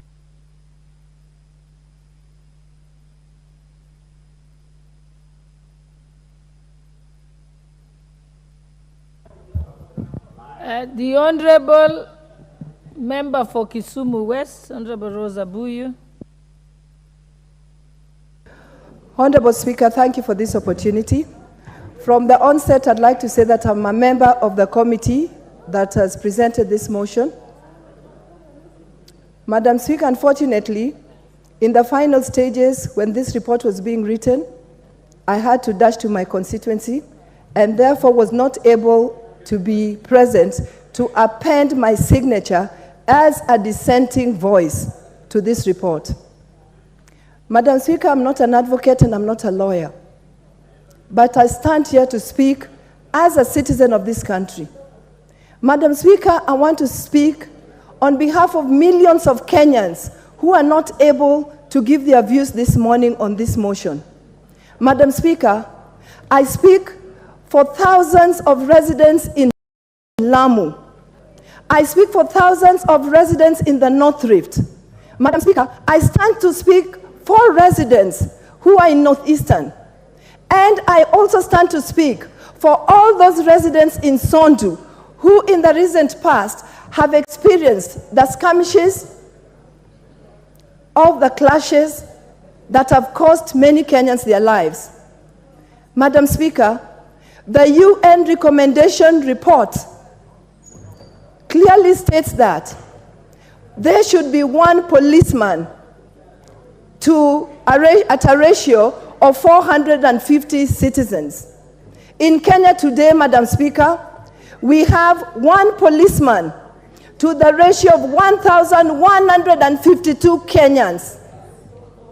Madam Speaker, the result of this can clearly be seen in this country, where the impact of few police officers is felt in the violent occurrences in many parts of this country, where many Kenyans end up losing their lives. Madam Speaker, we've been told that security does not lie in the numbers of security officers.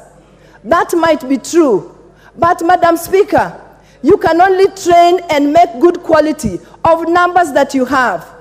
Madam Speaker, we know that charity begins at home. Madam Speaker, where is the sense in taking 1,000 police officers to Haiti when Kenyans are dying in need of protection, in need of service from their police officers? Madam Speaker, the government or the head of the government took an oath to protect the lives of its citizens. Madam Speaker, you don't protect the lives of your citizens by taking police officers who are supposed to protect them away from them to a land called Haiti. You can only protect their lives by enhancing the numbers and enhancing the security amongst your citizens.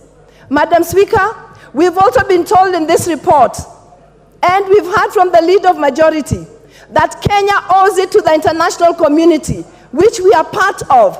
Madam Speaker, if you cannot contain and protect lives of your people, surely where do you have the guts to take away to protect lives of people in Haiti? Madam Speaker, we've been told that Haiti is a land of gangs where no president can sit pretty, because so far 4 presidents have been beheaded and murdered, and the gangs maraud the whole land of Haiti. Madam Speaker, I want to agree with our leader of minority that in taking these 1,000 officers to Haiti, we are actually doing nothing but sending them there as sacrificial lamb. Because in a country that's ruled by gangs, in a country where there's no law and order, in a country where there's no respect for human life, why, Madam Speaker, give me one reason why we take 1,000 of our officers into that land. Madam Speaker, I stand here to register my dissent and opposition Let's hear the point to of this order. project of taking our members to... Mike. Honorable Speaker, I'm sorry to disrupt my sister. Honorable Buyu to finish. Honorable Speaker, I was rising on standing order 106 on irrelevance and repetition because I have listened to the Honorable Rosa Buyu continuously repeat herself on issues to do with Sondu. And when I looked at the motion before the House, Honorable Speaker, at least towards the end as she was completing, she was speaking about Haiti because the debate was on the deployment to Haiti. Honorable Speaker, more importantly, I have a copy of the report. And the Honorable Rosa Buyu, as she has asserted, is a member of this committee. And Honorable Speaker, I was going to advise Honorable Speaker, the kind of things Honorable Rosa Buyu was alluding to are things I have seen a very diligent member of that committee in the name of Honorable Kaluma, what he did. He has been able to express himself in a dissenting report. The Honorable Rosa Buyu, I'm told, never even attended the committee sittings to benefit from, and the minutes are there, Honorable Speaker. I'm not just speaking to things I do not know because minutes of the committee are in the report. The Honorable Rosa Buyu never attended a single meeting of the committee and now seeks to speak to the gallery with a lot of irrelevances about Sondu and other areas. Honorable Speaker, I will just beg that we be relevant in line with the standing order 106 and restrict ourselves to the issue of Haiti, not Sondu, not Kikuyu, not Baringo, and other areas, Honorable Speaker. I think, Honorable Rosa, I'll give you 2 minutes so that you can finish because you were interrupted. Thank you, Madam Speaker. Madam Speaker, for the records, I was in the meeting, the joint meeting of the two committees, Committee of National Assembly and Committee of the Senate. And I deliberated, and even in that committee, I actually voiced my opposition. Madam Speaker, I've clearly stated that I wasn't able to come in the last committee when the report was being finalized, because I owe it to my people to be in the constituency when the duty called, and I was there. Madam Speaker, the reason why I'm talking about Sondu, Baringo, Lamu, Northeastern, and the other places is because those places are experiencing violent, that's actually leading to deaths of many people, Madam Speaker. It is the police who are charged with responsibility to protect Kenyans. These are the police we want to take away from Kenyans to take to Haiti. Madam Speaker, the leader of majority sometimes should learn to be relevant himself instead of standing up on useless point of orders. Thank you, Madam Speaker. Help me there. Honorable TJ, your point of order. Madam Speaker, I have been listening to the debate which is going in the House. Let us be sober. The onerous duty, Madam Speaker, that has been given to us as the National Assembly to approve forces deployment is a very important thing. And so let us take out emotions and let us look at facts, because this, in my recollection, is the very first time we are doing this. And at the end of the day, it will be our appendage to the force distribution or deployment as a mandate of the National Assembly. Madam Speaker, I'm just looking at the law so that we do not do something unconstitutional and so that we don't do something outside the law. Section 108 of the Police Service Act states that the President may, on the application of the government of a reciprocating country and so on. I have looked at the functions. Madam Speaker, I've looked at the functions of the police service, and I have looked through all the functions that are given to the Inspector General, except for 108, the only section in which the President may send police service is section 108. The rest of the sections, police service are a homeland. They protect inside the country. The only place in which police service can go outside the country is under 108. And under 108, it begins by saying the President can do that, but in a reciprocating country. Madam Speaker, I would want the chair to express itself to apply its mind to whether Haiti is a reciprocating country. Whether Haiti is a reciprocating country. Because if it is not a reciprocating country, over all the things we have said, police service is supposed to help us internally, not outside. And the authority given by the law is only the authority to reciprocating countries. And so, Madam Speaker, I think this is a very important issue that even as we are going on, I don't say that we stay the proceedings, but I'm asking that the speakership should apply its mind and come back with a reasoned communication from the chair, whether in the facts of this matter, Haiti is a reciprocating country for which we as National Assembly have the requisite jurisdiction to approve the forces to go to a foreign country. Thank you so much, Madam Speaker. The Honorable Member for Kamkunji, Honorable Yusuf.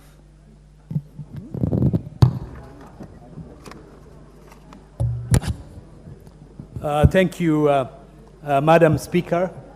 I stand to support this resolution. and I do so as a former member of the United Nations and full respect for the UN Charter and our role as a member of the international community.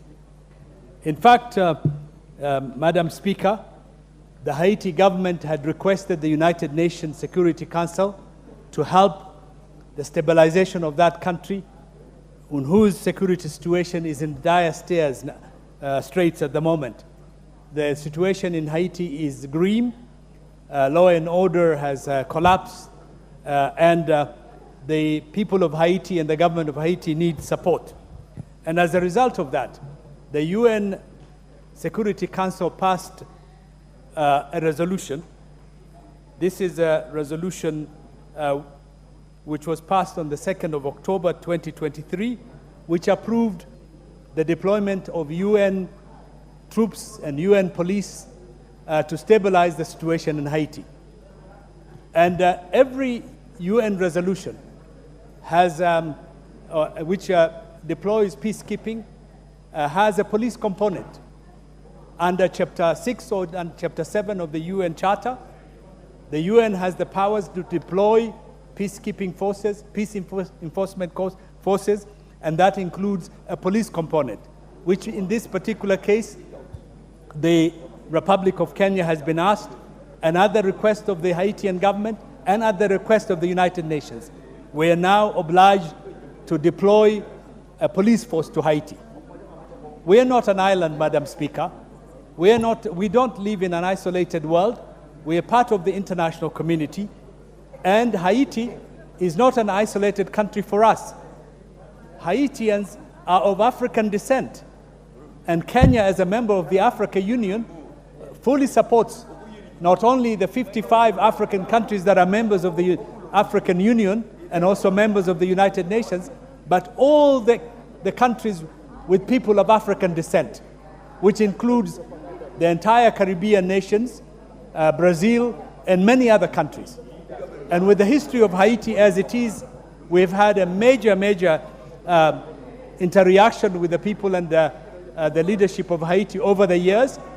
From 1945, if you remember, when the Pan-African Conference was held in Manchester in the UK, the 5th Pan-African Conference, Jomo Kenyatta, who became our president, attended that. We also had a Haitian delegation. We had a large number of Caribbean delegation, including CLR James, William Dubois. So we have always been part of the Pan-African movement, of which at Haiti, as an important country, is an integral part. This is not the first time we are deploying internationally, Madam Speaker.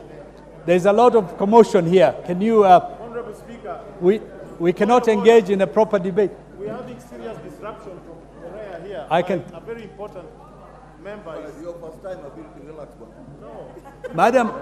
Madam Speaker. Honorable Caroli, please do not address the member. You can only address the House through the chair. Thank you. Okay, proceed, Honorable. Madam Speaker, for the information of this House, this is not the first time Kenya has deployed internationally in peacekeeping operations. We have deployed more than 15 times. I personally remember serving in a number of peacekeeping missions. We deployed in East Timor. East Timor at that time did not have a government. The government had collapsed, and the United Nations deployed peacekeeping forces and ran that country until it became independent. And we had a police force. We have also deployed, Madam Speaker, in Namibia, in Cambodia, in Yugoslavia, in Bosnia-Herzegovina, in East Timor, as I have said, in Sierra Leone, in Kosovo, in Angola. And at the moment, we have police officers serving in conflict areas in South Sudan, in Somalia, the Democratic Republic of Congo, Sudan, and Western Sahara. So our forces have been in place, and therefore what we are doing now is just deploying in support of a UN resolution to keep peace in Haiti. And we need to support the people of Haiti. We need to be part of the solution to the problem of Haiti. And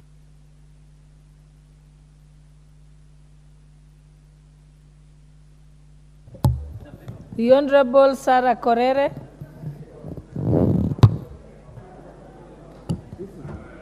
Thank you, Madam Speaker.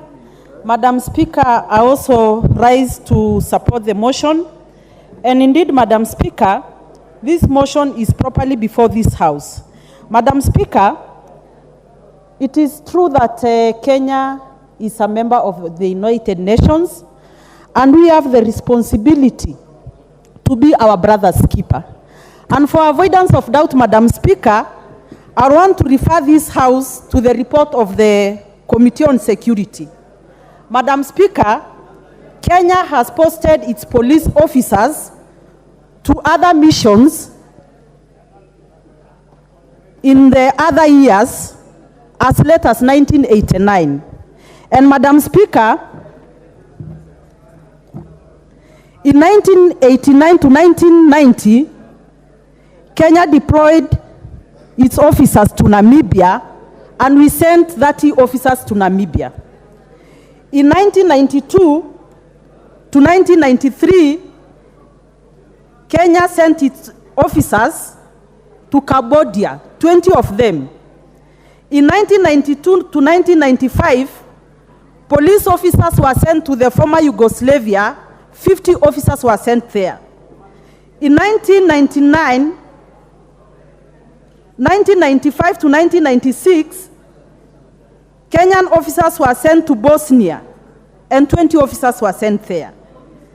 In 1999 to 2002, we sent 40 officers to East Timor. In 1998, we sent police and civilian support to Croatia, and 20 officers were sent. 1998 to 1999, officers were sent to Sierra Leone mission, and 5 officers were sent. Madam Speaker, in 1999 to 2005, officers again were sent to Sierra Leone, and 51 officers were sent. In 1999 to 2008,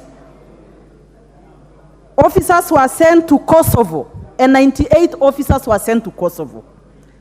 In the year 2005 and 2006, the African Union sent Kenyan officers, 50 of them to Darfur. And Madam Speaker, to date, we have officers in South Sudan, we have officers in Somalia, we have officers in the DRC, we have officers in ABA, we have officers in Western Sahara, we have police officers in New York, we have police officers in Italy and Addis Ababa. And Madam Speaker, when this thing came before our committee, we raised several questions. One among them was, Haiti is a French-speaking country. How are we going to send our officers there? And Madam Speaker, it came to my realization that security officers speak in silence. And that is why if you come to Laikipia today, Madam Speaker, where the British Army used to train since colonial times to date, you will get children of mixed races. And these officers don't speak in Maasai language, and the Maasais don't speak the British language. But how these things happen, it is because security officers speak in silence. And Madam Speaker, Burundi is sending its troops there. Burundi is a Swahili and French-speaking nation, and they're going to give support to our troops. Senegal is sending its troops there. Madam Speaker, we are a global nation. We are an international community. When the world is not safe, when Haiti is not safe, we are not safe. What is happening in Haiti, Madam Speaker, is some gangs terrorizing locals. Women are raped, children are kicked out of their houses, and what our police is going to do is to give support to the Haitian police to train them, to secure critical infrastructure. And Madam Speaker, if a woman in Haiti is not saved, I'm not safe in Kenya. So Madam Speaker, I want to support, and again, I want to refer this House to the Constitution,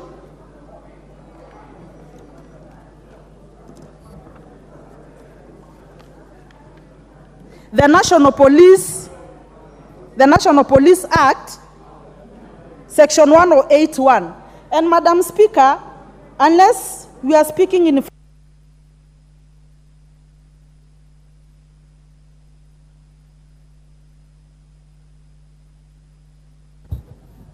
The Honorable Member for Nyaribari Chache, Zahi Janda.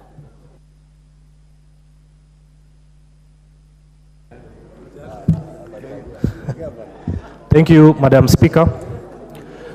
Madam Speaker, I rise to support the Haiti motion because, Madam Speaker, we are a global community of nations, and it is absolutely essential for Kenya, together with other multinationals, to help Haiti.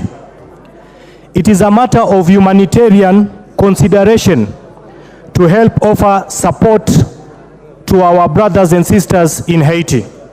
Madam Speaker, the sole aim is to help usher in stability, development, and democratic governance through a political framework owned and driven by the people of Haiti. Madam Speaker, it was through a request by the UN Security Council of the deployment of multinational security missions to Haiti. Kenya, Madam Speaker, will help to reinforce Haiti National Police Force. Madam Speaker, I fully support the deployment of Kenyan Police Force. Madam Speaker,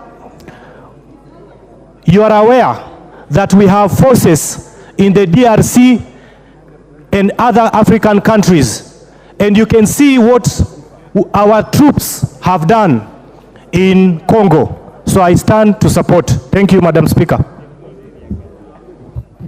The Honorable Karoli Omondi. Thank you very much, Madam Speaker. I begin by first noting that there exists a proper legal framework for the deployment of our police servicemen and women overseas, and that is under Article 107 and 108 of the National Police Service Act. I think that matter rests there.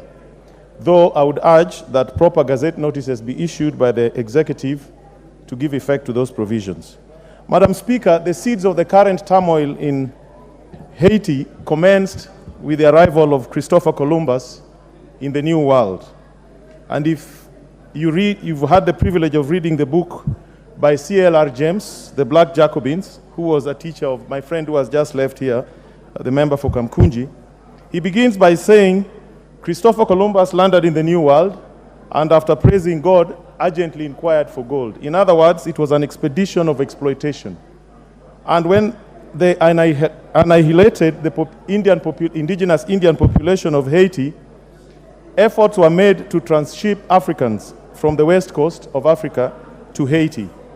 And since then, Haiti has prospered, created a lot of wealth for so many people, but has also been a tragedy to the African people. It is my conviction that it is very important that we all take an interest in what is happening in Haiti. Haiti was the first African-led country in the Western Hemisphere, where the slaves rose up, fought away the French, won their freedom,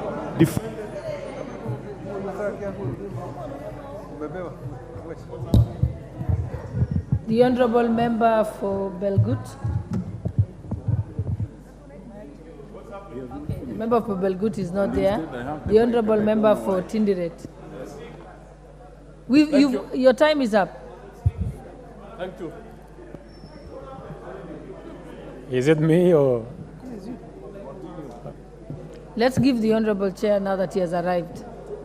Thank you, Honorable Speaker. Allow me also to add my voice on the deployment to Haiti. And like many of my colleagues have said, in fact, I really don't understand why they did not involve the Defense Committee on this matter. And I've listened to TJ Kajwang. I just want to invite him also to look at the Act. If you look at the discretion, you will go to 108.1, and you will see the President will also interpret the discretion differently. But I don't want to go to the details. Let me just go to the humanitarian bit of why we need our police officers to be in Haiti as soon as possible. Honorable Speaker, we've done, this country has been on different missions before, with people on missions on countries where we are not even related in any way, not in color, not in religion, but we participated. Our officers have been to Kosovo, our officers have been to Sierra Leone, our officers have been to East Timor. In fact, the Deputy DIG, Gabo himself, led a mission that did so well in East Timor.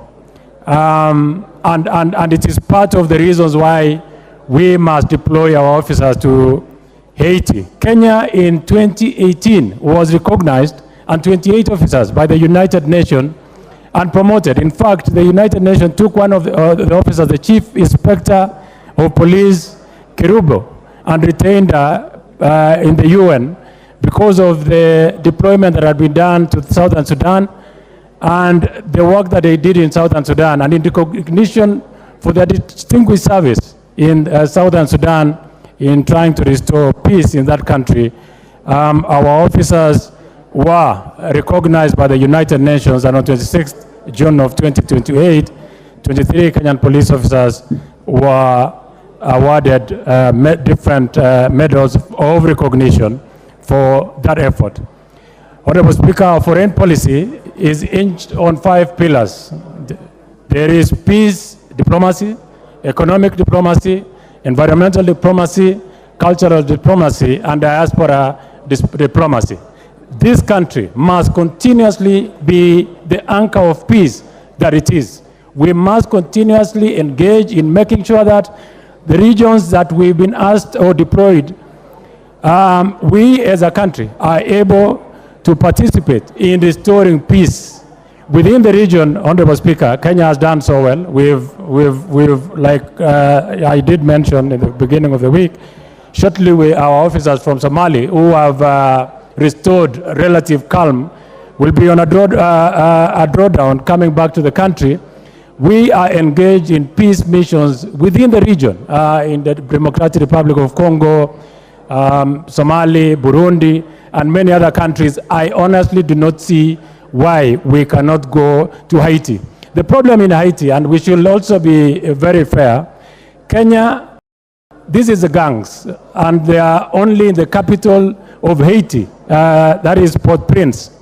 The gangs that Haiti is dealing with are about 200 gangs.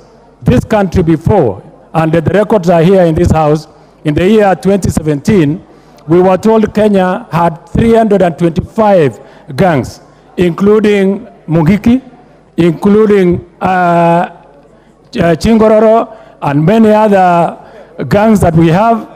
Honorable Soro is not amused about Chingororo, but all of them were quelled by our police officers. Honorable Speaker, I want to submit that our officers are able, and there is no reason why we should not deploy our officers to Haiti. Honorable Speaker, I support. The Honorable Member for Lari, Honorable Joseph Kahangera.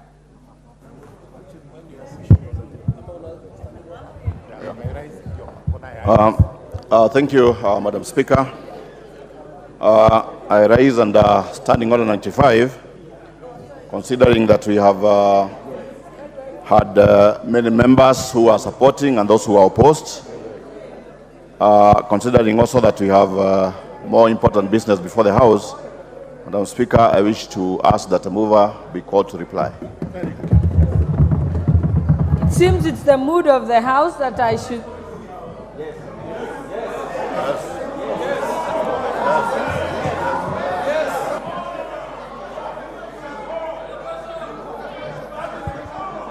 Mover will reply.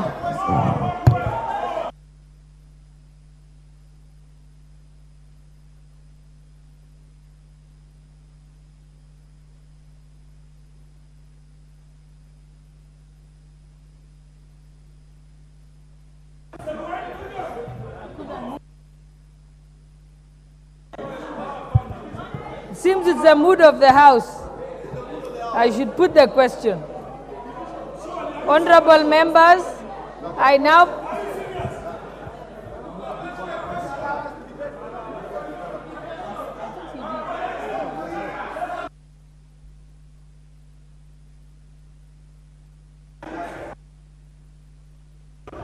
Honorable Ruben Tongoya.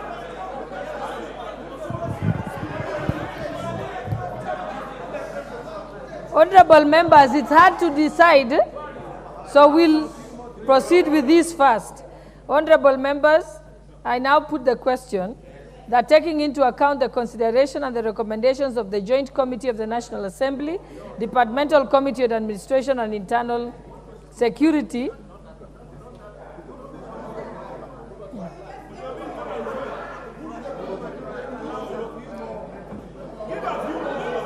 that the Joint Committee of the National Assembly, led by the Honorable Member of Tongoya as the chair, be called to reply.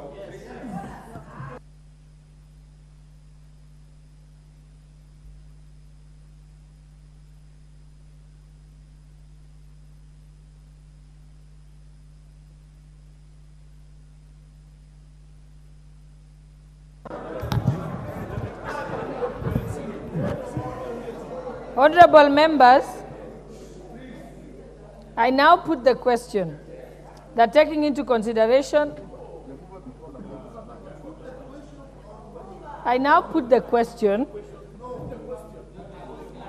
honorable members, just allow me to proceed with this. We have to say it properly, which means I have to say the title of the Joint Committee, which is chaired by Honorable Tongoya, to be called to reply. I want to put that question. Yeah, so if you just let me do my job.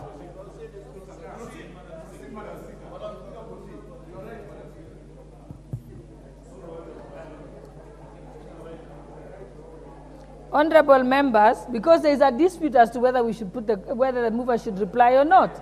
Isn't that the question before the House? So I want to ask, yes, I want to ask whether the House is in agreement. You will have an opportunity to decide as the House whether the mover should be called to reply or not. Okay, Honorable Member, when you finish making your altercation.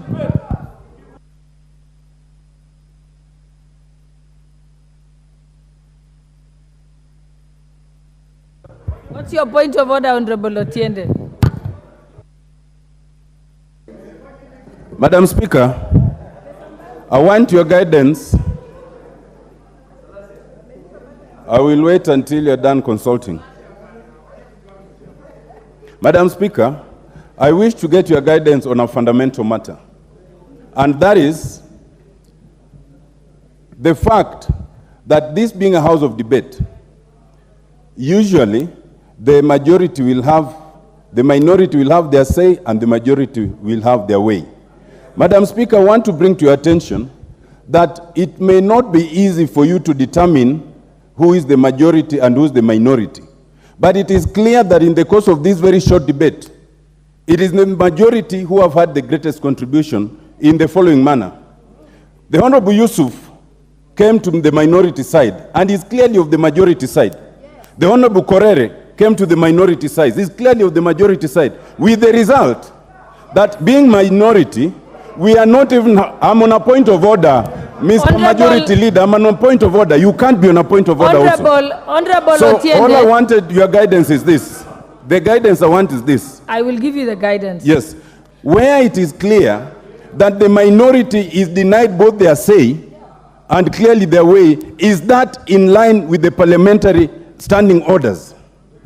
Honorable Otiende, the mere fact that somebody is from the minority side doesn't mean that they are required to always object or not support the report.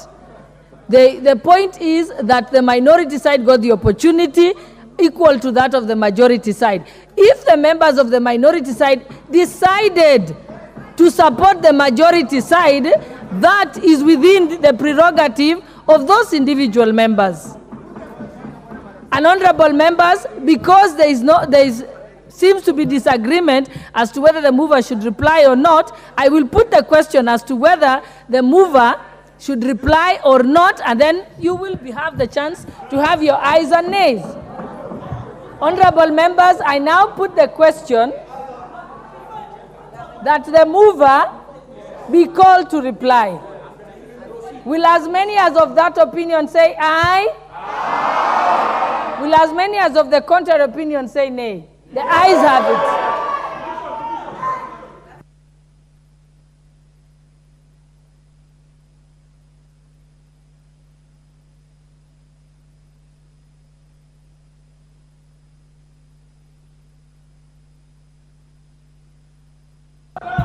You have insufficient numbers. You don't have sufficient numbers.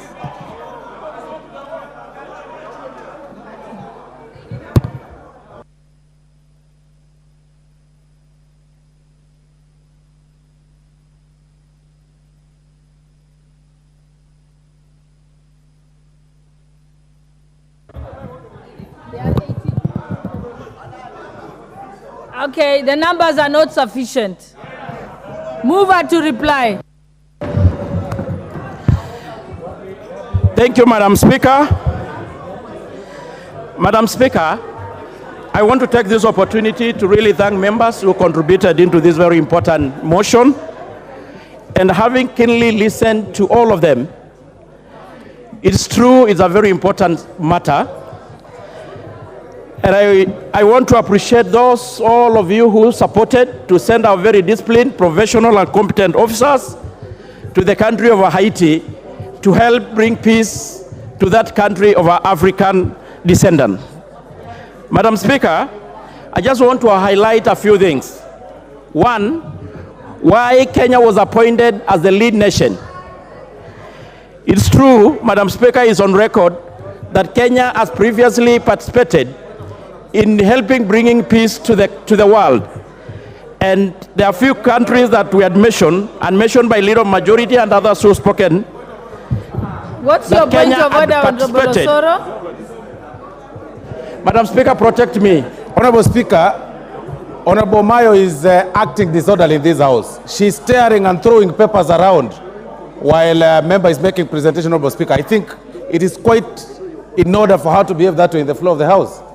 Tearing papers, you know, throwing papers all over, walking around and shouting. Honorable Catherine Omayo. Okay, I didn't see that, but I will get the cameras. We will have the cameras reviewed, and the matter she can be dealt with at a later time. Let us proceed, member for Narok. So, Madam Speaker, thank you so much. I've just mentioned that I want to outline a few things, Madam Speaker. One, the very fundamental question before us here is whether the procedure was followed. I want to confirm to the country and this House that the committee followed the due process of law to the letter. And it has been actually from the report, Madam Speaker, attached to the report, it indicated how we, from the Security Council, from the UN, coming to the CS, Internal Security and Administration, coming, Leader Kidogo, just a bit. So I want to confirm that we followed the due process to the letter, Madam Speaker.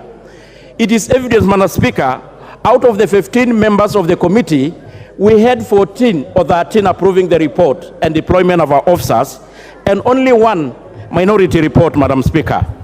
Madam Speaker, it is true that Kenya has participated previously in several peace missions, and they had continuously done it with great distinction and honor. We are a proud country that we are known for many other things, and including also our officers to help bringing peace. Madam Speaker, there is one thing that I want just to bring it to the attention, that the period of deployment is 1 year, and it will be reviewed after nine months. Another thing of importance to mention, Madam Speaker, the cost. I know Kenyans are wondering and asking questions on who bears the cost. It is good to be on record, Madam Speaker, that the entire cost, 100%, will be bared and borne by the UN. Madam Speaker, I want to challenge and call those of us who had reservation to please, let's support our disciplined officers to go to the country of Haiti with our prayers and support, and we continue reclaiming our position as a country in the global stage. We have done it before, and we are going to continuously do it. So, Madam Speaker, with these few remarks, I beg to reply. Thank you so much.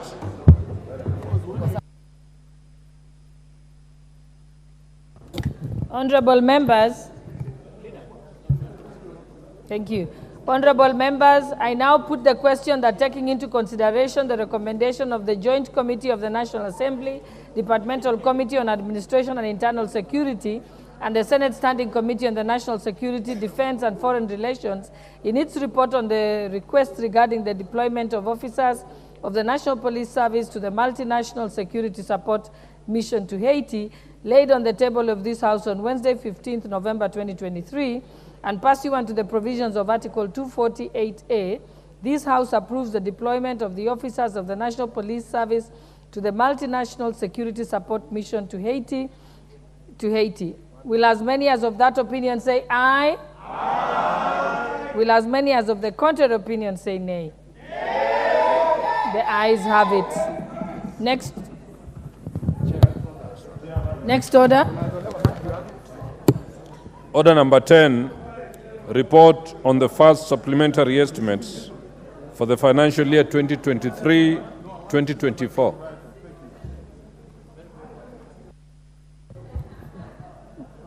The Honorable proceed. Chairperson Budget, proceed. Thank you very much, Honorable Speaker, and I thank you very much for giving me this opportunity. Honorable Speaker, I rise to move the report from the Budget and Appropriations Committee, the report on the Supplementary Estimates 1 of the financial year 2023-2024. And Honorable Speaker, previously I've had many minutes to move this kind of bills and reports, and therefore, Honorable Speaker, today I don't wish to take so much time because I can see we have a lot of business that is important, Honorable Speaker, today. But Honorable Speaker, I just first of all want to wish to bring to the attention of the House that the budget that we are currently implementing is a budget of 3.744 trillion shillings. And Honorable Speaker, what we are doing with these supplementary estimates is that we are realigning government priorities in regards to the current circumstance, Honorable Speaker, so that we are able to allocate our resources in areas that are high impact and that will have the shortest time from the input to output. Honorable Speaker, we are making this supplementary budget or estimates in a situation where our country, Honorable Speaker, is facing a myriad of issues.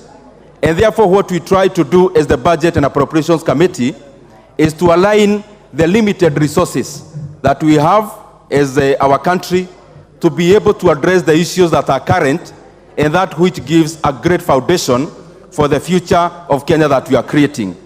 And to go to specifics, Honorable Speaker, Honorable Chairperson, I hope you will move the motion as written after you finish. Yes, I will move after I finish. Or I can do that even now. I move.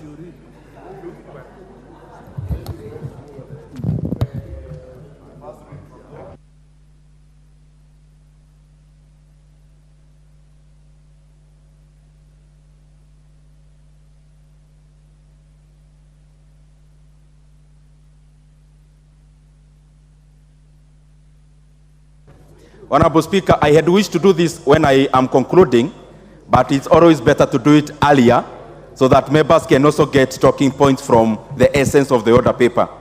Honorable Speaker, I wish,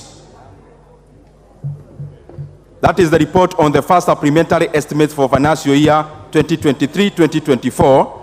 Honorable Speaker, I wish that this House adopts the report of the Budget and Appropriations Committee on the first supplementary estimates for the financial year 2023-2024, laid on the table of the House on Wednesday, 15th November 2023, and pursuant to the provisions of Article 223 of the Constitution and Standing Order 243, 1, that approves the increment of the total recurrent expenditure for financial year 2023-2024 by Kenya shillings 90 billion 717 million 383 million 737 shillings in respect of the votes as contained in the first schedule.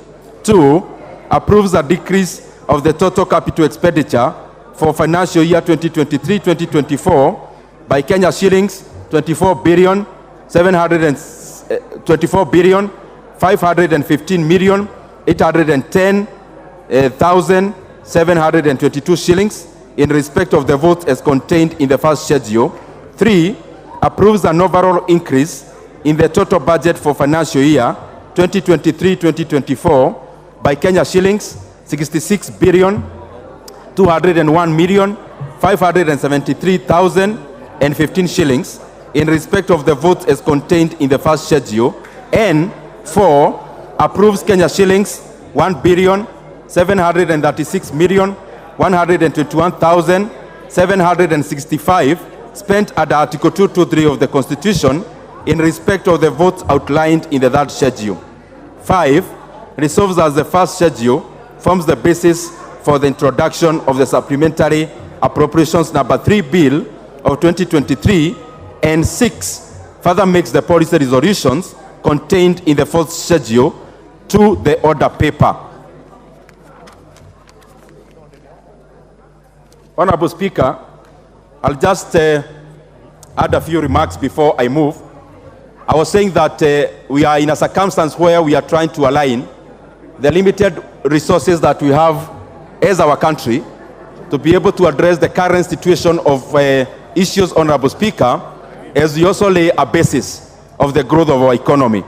And Honorable Speaker, I want to laud this House because of the policies that we have been making, both on the finance sphere, but also in regards to budget, because all these are laws that we make in this House. And Honorable Speaker, I don't know whether the consultations can be a bit lower.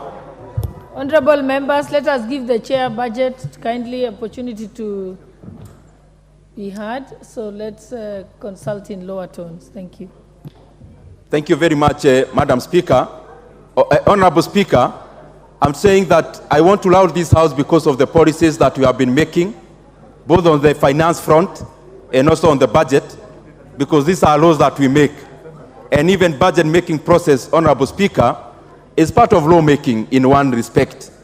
Honorable Speaker, I want to say that our country has had several issues that we are dealing with in regards to the economic growth, on the front of the macros, but also what I would call the economy of the pocket. And Honorable Speaker, the economy of the pocket, where the rubber meets the road, I want to say that there is room for improvement in terms of making sure that the standard of life of Kenyans is improving, also as we lower the cost of living. And Honorable Speaker, this is always a moving target, and we are doing everything possible so that we have this contained and aligned. But Honorable Speaker, it is important also that we celebrate some of the issues that are happening in our country. Even with the hardships that we have in our economy, Honorable Speaker, it is important that I mention to this House that through the policies that we make, we have been able to contain inflation as one of the parameters of macroeconomics, Honorable Speaker. And I want to say that a year ago where we were in terms of inflation, in regards to now or comparative to now, we are in a much better situation. And Honorable Speaker, I say so because our inflation was almost going into double digits. But as we talk here, Honorable Speaker, last month, the data we got from the Kenya National Bureau of Statistics is that our inflation is actually below 7%. It is important that I mention that our benchmark in terms of inflation in Kenya is 5%, and then there is a band of plus or minus 2.5% either way. And therefore, Honorable Speaker, on that front, it is important that I mention we are doing well. But Honorable Speaker, on the way we measure inflation, we look at it on the food side, which is food inflation, and also we add fuel inflation, and then lastly, co-inflation. I want to say that we have been doing pretty well out of the fiscal policies that we have employed in terms of containing food inflation. But also, Honorable Speaker, we have a challenge on fuel inflation, And I am sure the policies that we are putting in place will also address that sphere. And therefore, Honorable Speaker, our inflation would actually be much lower were it not for the gains that have been subdued by the fuel inflation side, Honorable Speaker, and especially on issues that are largely beyond the control of our country, Kenya.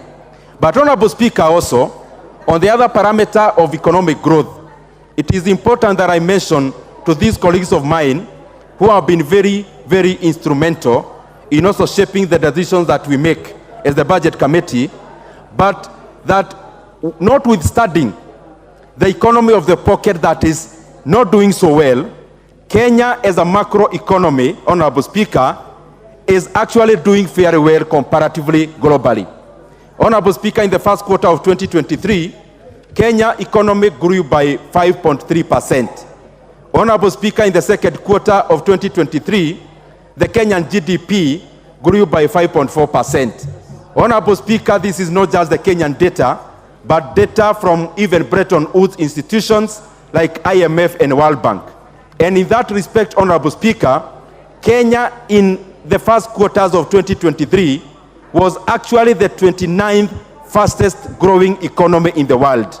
Honorable Speaker, these are things that are important to mention, where I also comment that there is also something that we need to do to make sure that this economic growth is felt in the pockets of Kenyans.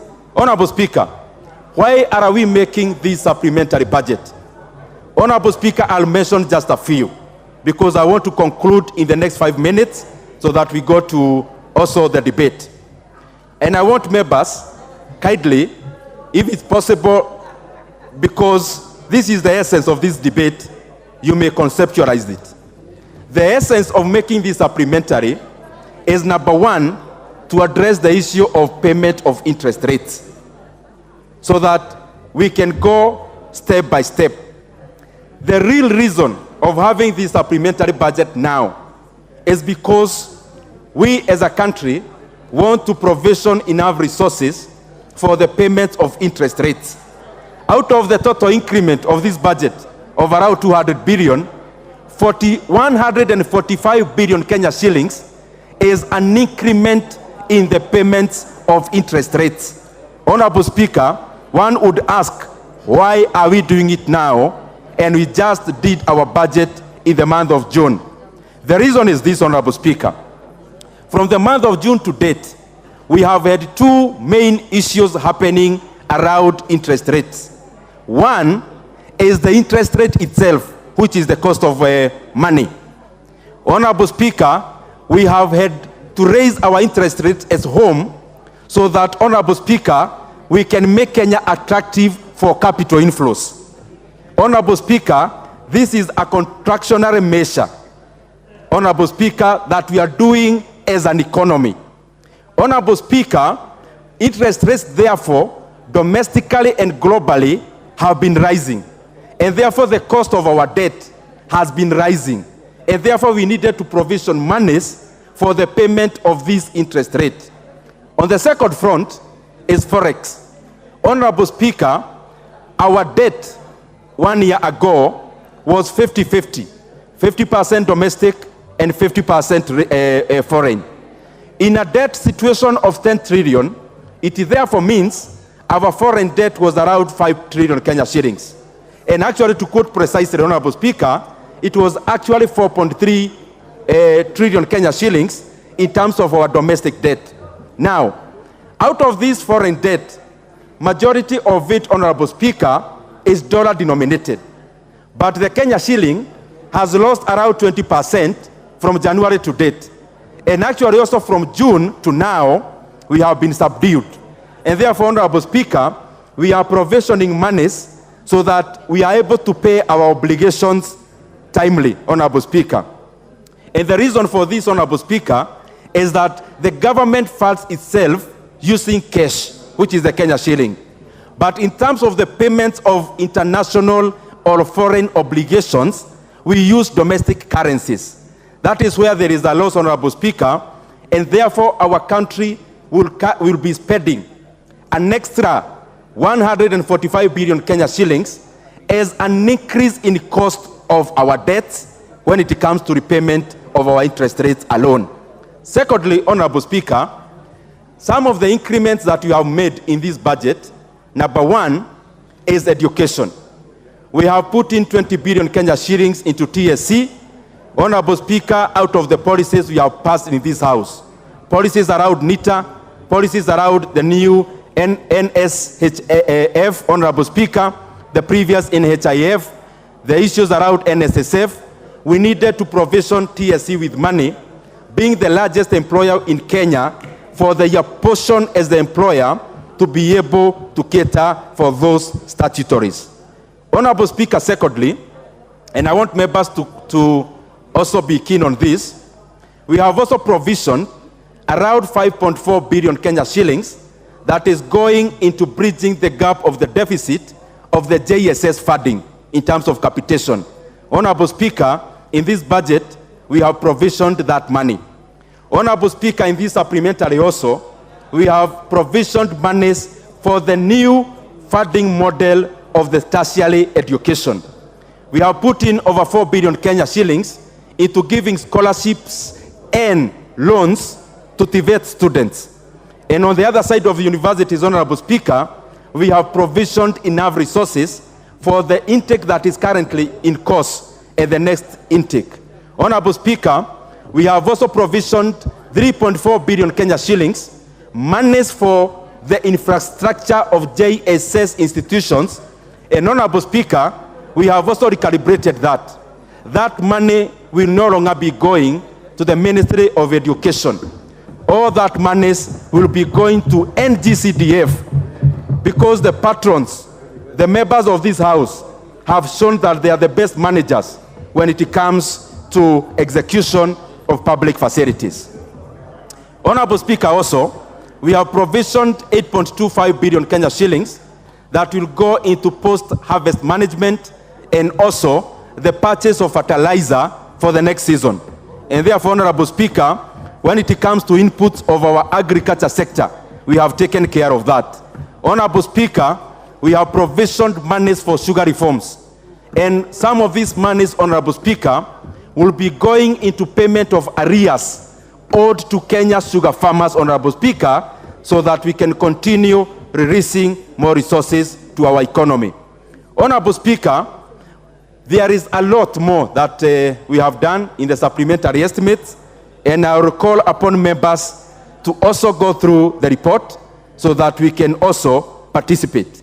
We have given monies to NCPB for the purchase of maize so that the sweat of our farmers will not go down to drains, Honorable Speaker. And we have also provisioned money for coffee cherry fund, Honorable Speaker, so that our coffee farmers can have, Honorable Speaker, a facility to take forward the agriculture sector, and especially when it comes to cash crops. Honorable Speaker, on the policy front, we have seen a lot of improvement by the National Treasury insofar as invoking Article 223 is concerned. This time we are only approving less than 2 billion Kenya shillings, monies spent at Article 223. And the bulk of this money, Honorable Speaker, is going into post-harvest management. Honorable Speaker, also lastly, is that out of the reports that we usually make in this House, Honorable Speaker, the National Treasury or the Executive has now come up with a pending bills commission, Honorable Speaker, which will go a long way into addressing those pending bills that have really hampered the growth of our SMEs, Honorable Speaker, majority of whom are owed these monies. Honorable Speaker, with those many remarks, I want to really thank all the members of this House. You have always been a source of knowledge to us as the Budget Committee. I also want to thank all the departmental chairs who have appeared before us for the last few days. And something we also do as the Budget and Appropriations Committee, Honorable Speaker, is that we also ride on the knowledge and the wisdom of the departmental chairs. Honorable Speaker, if you check our reports, you'll clearly see that the Budget and Appropriations Committee respect all the decisions by the departmental chairs there is usually hardly variations. We rarely never do any variations from the departmental chair's reports because we believe we should also be capitalizing on the wisdom and the knowledge of the members of the departmental committees in this House. With those many remarks, Honorable Speaker, I beg to move and request the very able Vice Chair of the Budget and Appropriations Committee, the Honorable Mary Emase, to second.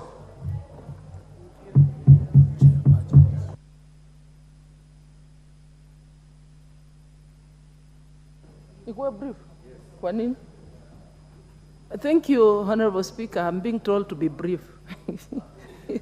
I think members are eager to contribute to this motion. Madam Speaker, as I second, I just want to join my chair from the onset to just appreciate the contribution of the members, all departmental committees, to the budget process. The report you have before you is a combination of a lot of work, effort, commitment, time that members have put through, without forgetting our parliamentary budget office that have had to assist us, direct advice in unpacking the supplementary budget and the whole process up to report preparation and recommendations. Having said that, Madam Speaker, I just want to emphasize on one aspect.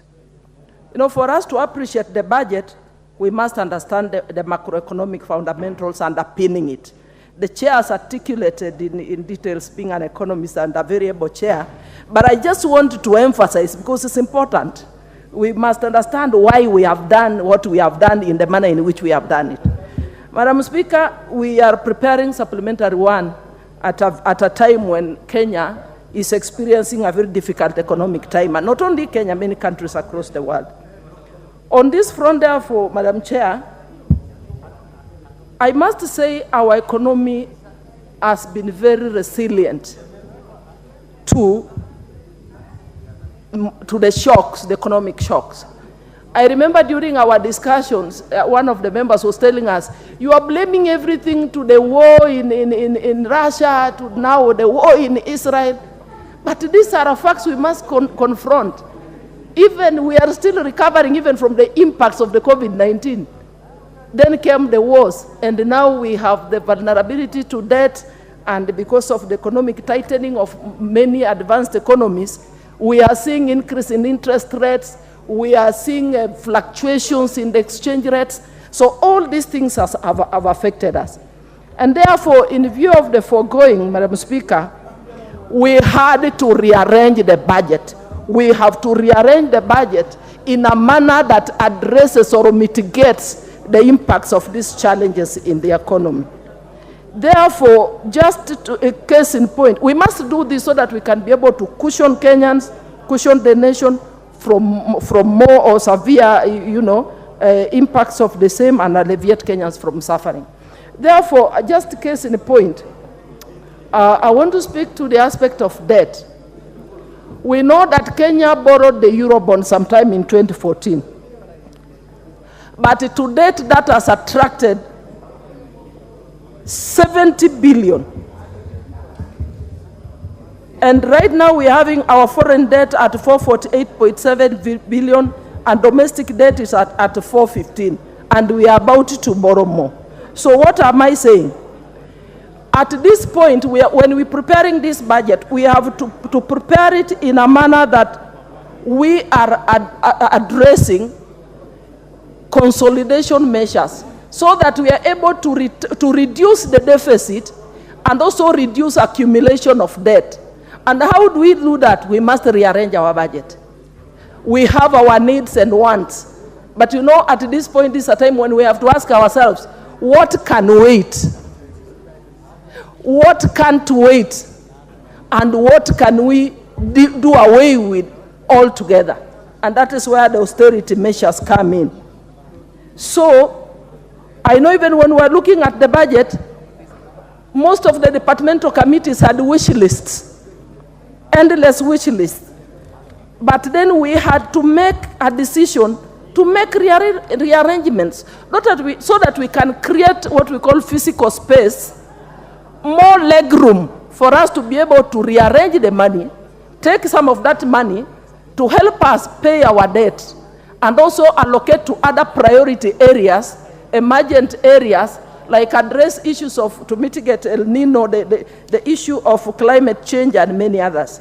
So, even if we have to borrow by rearranging, then we will end up borrowing less as opposed to borrowing more. So this rearrangement was necessary in the budget.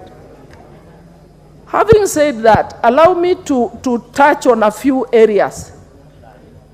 The sectors that are benefiting more from this rearrangement, one of them is agriculture.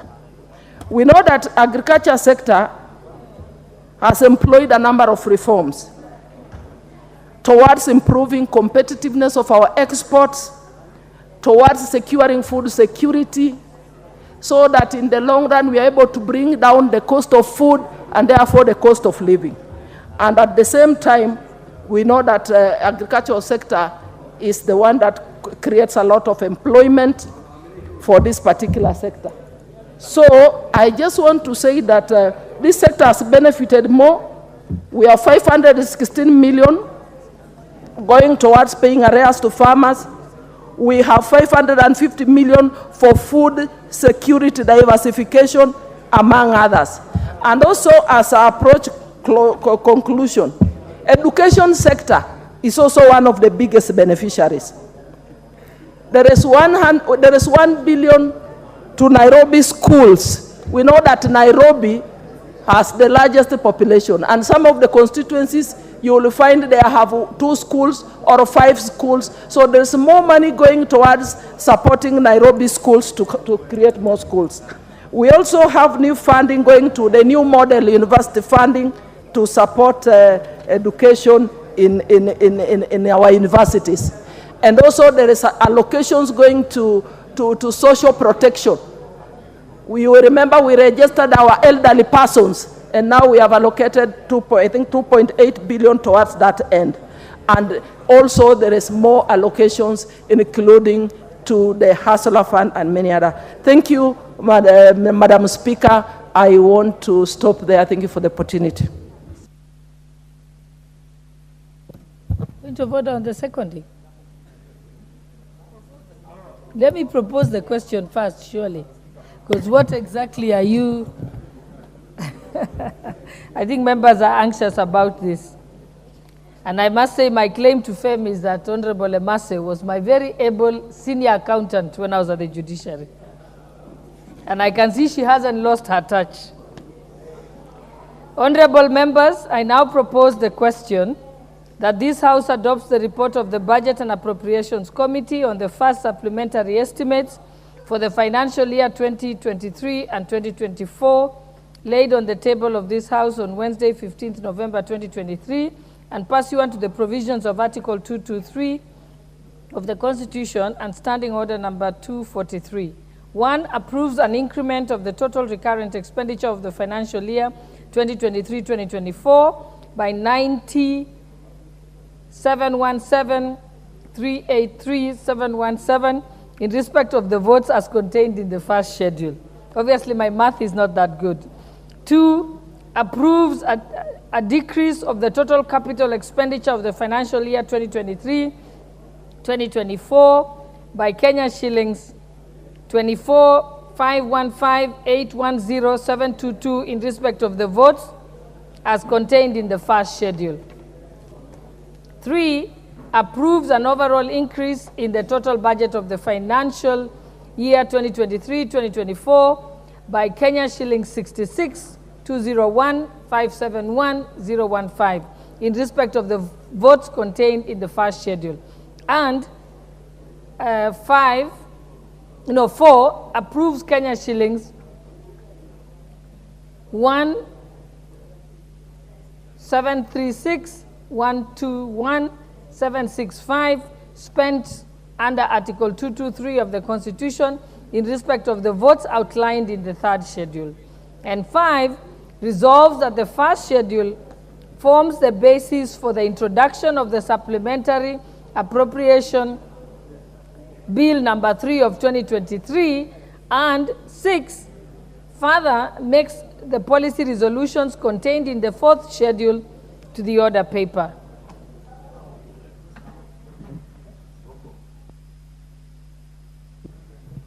You may now have your point of order before the debate? Yes. Or do you want the debate to start, then maybe your point of order can mature? I'm starting order number 97, Madam Speaker, on the limitation of the debate. That in the view that members have so much interest to contribute on this debate, we reduce from 10 minutes to 5 minutes, so that many members can be able to get opportunity to contribute. And I'll be the first to be given opportunity to contribute, Madam Speaker. Thank you.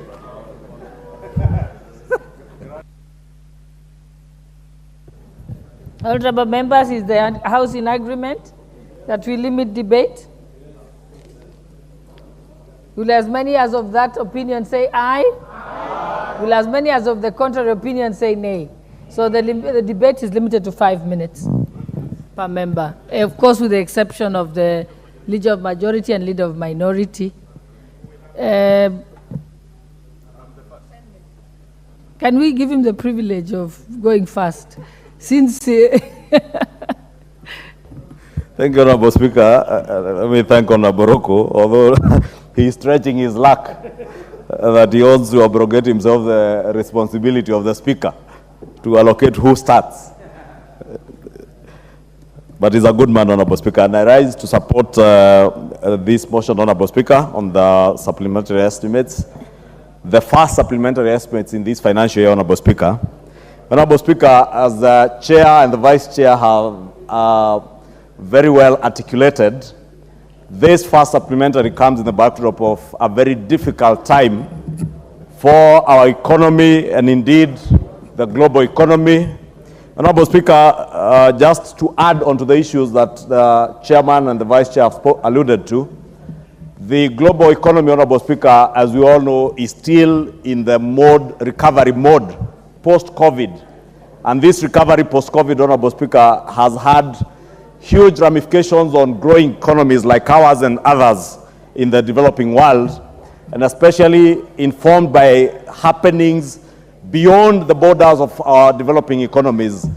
Happenings in the Americas, Honorable Speaker, happenings in the Western world, in Europe, and now, Honorable Speaker, even happening in the Middle East with the war between the Hamas and Israelis, Honorable Speaker, in a way hugely impacting the supply chain around the oil and gas sector. And Honorable Speaker, because we are not an oil-producing country, but an oil-consuming country, any interruptions to the supply chain of oil emanating from the war either in Ukraine and Russia, between Ukraine and Russia, or the war in the Middle East will have an impact on our local economy, Honorable Speaker. And we have seen that even with the consistent rise of oil prices, global oil prices in the world, and also in the distortions of our foreign exchange rates against the hard currencies, Honorable Speaker.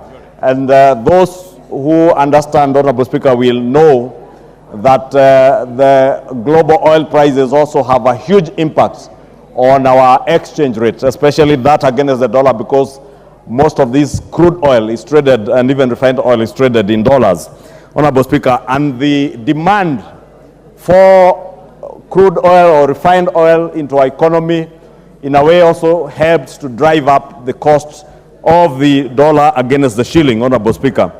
And why not, Honorable Speaker, as have been said, why not for the government-to-government contractual arrangements that guarantees, one, that we have adequate oil supplies in our country, Honorable Speaker, and with prices that are hedged, and therefore we are not subject to very frequent fluctuations of the oil prices in the world, Honorable Speaker. Honorable Speaker, the other issues that confront us as we work on these first supplementary estimates, Honorable Speaker. You know we had challenges with the implementation of the Finance Act 2023, with all the cases that went to court, and that in a way impacted our revenue collection. Honorable Speaker, you remember the Kenya Revenue Authority have already reported that within the first quarter, they had a shortfall of about 79.3 billion on revenue turnovers from July, August, and September. I am glad, Honorable Speaker, to note that in the month of October, all the revenue streams that KRA is collecting from, be it VAT on fuel, be it excise duty, be it our income tax, all our revenue streams and our tax instruments are performing now, and at least, Honorable Speaker, I was happy to note in one of the reports by KRA that taxes, especially around fuel, are now performing above target, at almost 106% above target, and there is hope that if that progresses, Honorable Speaker, then we shall be able to catch up with the revenue estimates. It's surprising, Honorable Speaker, because there are those who have argued that our taxation on fuel has discouraged Kenyans from consuming fuel. And they will be shocked from estimates and data coming from IPRA and KRA. The consumption of fuel in this country has indeed done the opposite, surprisingly. The consumption of fuel has gone up, and that is why even revenues from the consumption of fuel, Honorable Speaker, are performing. I hear somebody behind me speaking about consumption of alcohol. I'm speaking about consumption of fuel, not alcohol.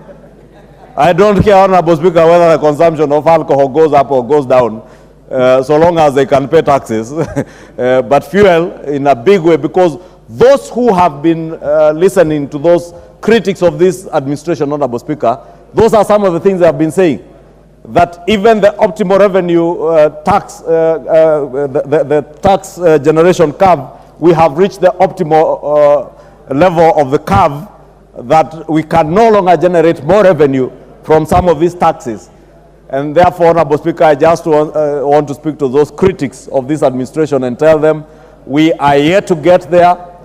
We indeed, VAT on fuel is the first evidence that indeed that is an area where we were yet to exploit our opportunities to broaden our tax base, Honorable Speaker.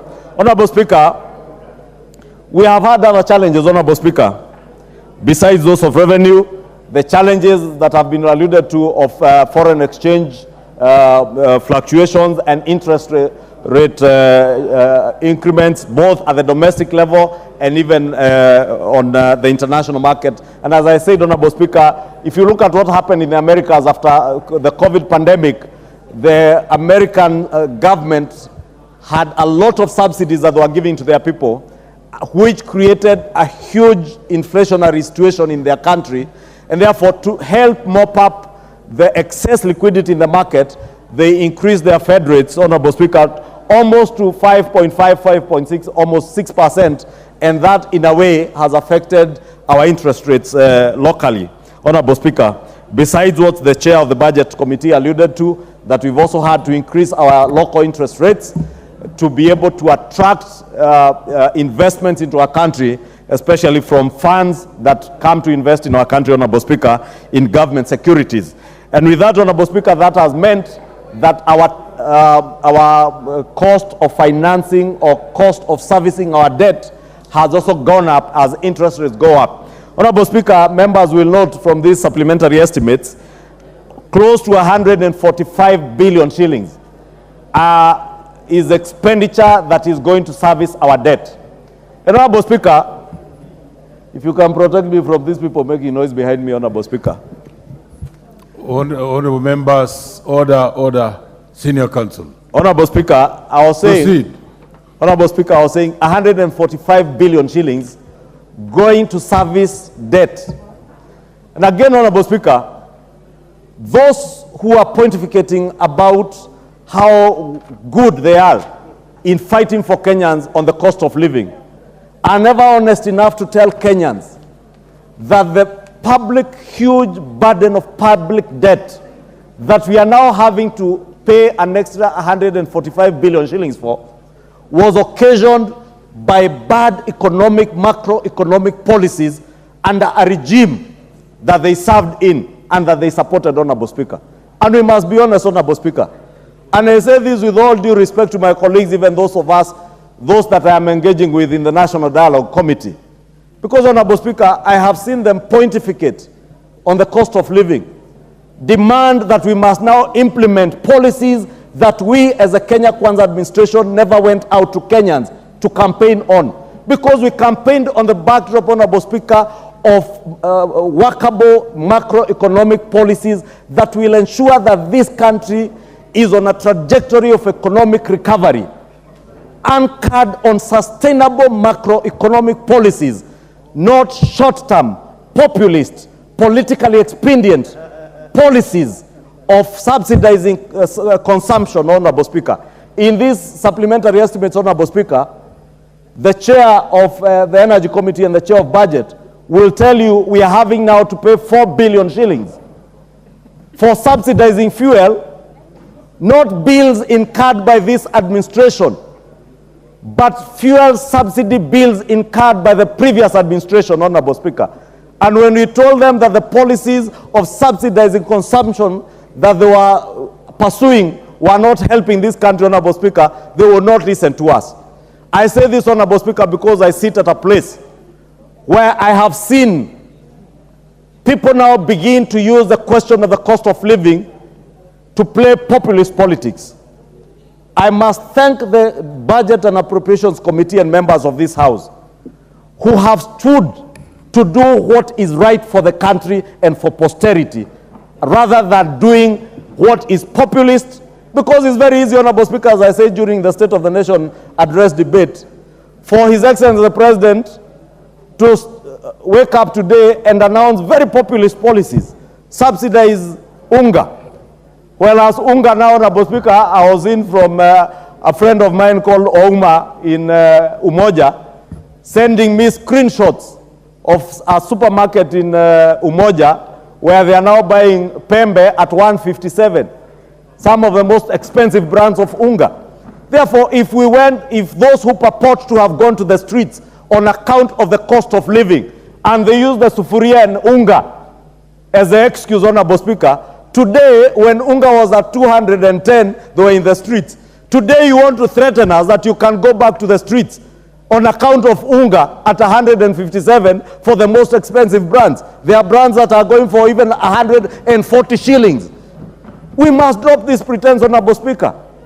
We must speak to the issues. I have seen others attempt to excite and incite university students on account of funding, the new funding model, Honorable Speaker. And it's unfortunate, Honorable Speaker, that even very senior leaders in this country, Honorable Speaker, speak to issues that they have absolutely no information on. They have not sought to understand what is this housing agenda, Honorable Speaker. They have not sought to understand what is this new funding model of our universities, Honorable Speaker. Today, we have 15 billion shillings here, 14 actually, Honorable Speaker, 10.3 million shillings going to the university's funding model to help to the Higher Education Loans Board. Yet you see political leaders attempting to incite our university students over help. Shame on them, Honorable Speaker. The Budget and Appropriations Committee and the National Treasury have 10.3 billion shillings to go to the Higher Education Loans Board. Shame on to them, Honorable Speaker. 3.6 billion is going to university scholarships under the new funding model. Our school capitation, Honorable Speaker, the junior secondary school, another 6.5 billion. The Kenya National Examinations Council, to ensure that our children who have sat for their exams are marked and results delivered in time, another 2.8 billion. Our TVET institutions for funding, for the new funding model, 4.6. Honorable Speaker, on account of the Kenya University and Colleges Placement Services and the funding of the new universities and colleges funding model, Honorable Speaker, you can see 14 plus 4.6 billion is close to 20 billion shillings going to fund our university and college students. That is what a responsible and responsive government does to its people. to ensure that our parents who have students in TVETs, parents who have students in junior secondary, parents who have children in our universities, do not have to incur the burden of having to pay very high fees, Honorable Speaker, for their children in universities by us appropriating adequate resources to the Higher Education Loans Board to ensure that they fund and give scholarships to children from the most vulnerable of our backgrounds, Honorable Speaker. I know many of these leaders, Honorable Speaker, even very senior leaders, have had their own children attend public universities and benefit from the old funding model that never cared to know whether you are a son of a member of parliament, whether you are a son of a governor, whether you are a son of a president, whether you are a son of a former prime minister, or a son of a former vice president, or a son of a sitting deputy president, and they would fund you at the same level as a son of a hustler. The new funding model, Honorable Speaker, is paying focus to the downtrodden, the most vulnerable of our children, so that members of parliament, sons and daughters of former prime ministers and former vice presidents, those are people who can afford to pay for university fees for their children. They pay for their children, but the sons and daughters of hustlers get 100% scholarship. They get funding from HELB, Honorable Speaker. This is what this supplementary budget is doing, Honorable Speaker. Honorable Speaker, we're in an era where now we are talking about COVID and El Nino rains. And this El Nino rains, Honorable Speaker, came with some unmitigated things or emergencies that were never forecast, Honorable Speaker, at the time we were doing the budget at the beginning of the year. And we were never able to provide adequate resources to deal with post-harvest losses. The President did announce that we shall be, even during the State of the Nation address, that 100 mobile maize dryers and milk coolers are being procured. These resources, Honorable Speaker, you will see 2.4 billion shillings going towards the crop post-harvest to deal with the issue of maize dryers, to ensure that the harvest, the extra 18 million bags harvested by patriotic farmers across the country will not go to waste on account of the heavy rains, that we'll have mobile dryers. Farmers will be able to pay only 70 shillings down from 350 shillings to be able to dry their maize and ensure that there is unga available in the sufurias that some of my colleagues here are putting on their heads and pretending that they are leading what they call a sufuria revolution. There is no sufuria revolution. There is now a revolution to ensure that we are able to subsidize production and give Kenyans affordable food. Honorable Speaker, not just maize, even milk. There is likely to be a milk glut with the heavy rains, Honorable Speaker. Our maize farmer, our milk farmers and dairy producers are likely to produce milk. We must ensure that we have milk coolers. We are able to convert that milk to powder milk to store for any eventualities during the dry season, Honorable Speaker. And there are many other interventions, Honorable Speaker, touching on security, universal health coverage, Honorable Speaker. Although I have reservation, Honorable Speaker, I have seen reallocations where we are reallocating 200 million shillings, Honorable Speaker, to go to some private research institute.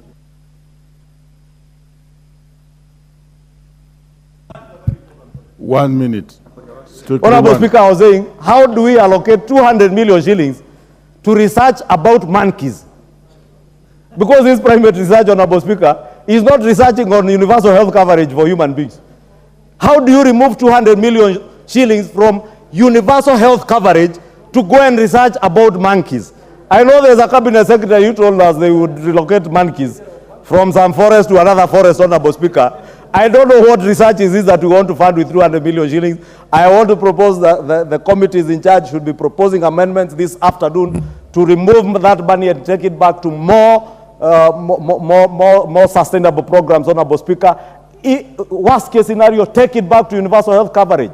How do we start taking care of monkeys at the expense of human beings, Honorable Speaker? Surely. Honorable Speaker, with that, I beg to support, and I want to call to shame those who want to use the cost of living as an excuse to incite Kenyans. We have sustainable macroeconomic policies that we will deal decisively with the question of the cost of living to Kenyans. Let us not play politics with it. Let us not use the global economic challenges that we have around the world to try and incite the Kenyan people. They have a government that is responsive, a government that thinks about them, cares about them, and is dealing with their issues in a more sustainable manner other than the politically expedient avenues that we saw in the past, Honorable Speaker. With that, I beg to support. Very well, Leader. And you have really spoken on the research on monkeys.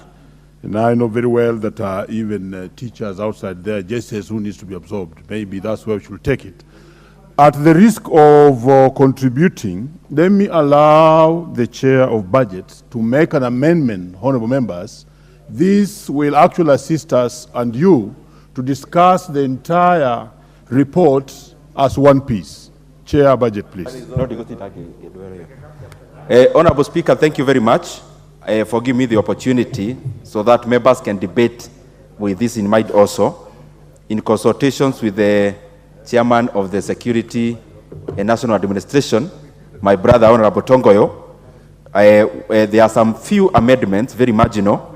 Notice is given that the Chairperson of the Budget and Appropriations Committee, let me just go direct to the point, Honorable Speaker, that the motion on the report of the Budget and Appropriations Committee on the first supplementary estimates for this financial year be amended by inserting the following paragraphs immediately after the words order paper appearing in subparagraph 6. A, subject to, that is Roman 1, deletion of the figure Kenya shillings 1,409,700,000 in column 10 of the first schedule of the report, that is gross capital estimates, in vote 1017 under the program 0704,000, that is State House Affairs, appearing on page 1 of 9 of the schedule, and substituting therefore the figure 1,309,700,000.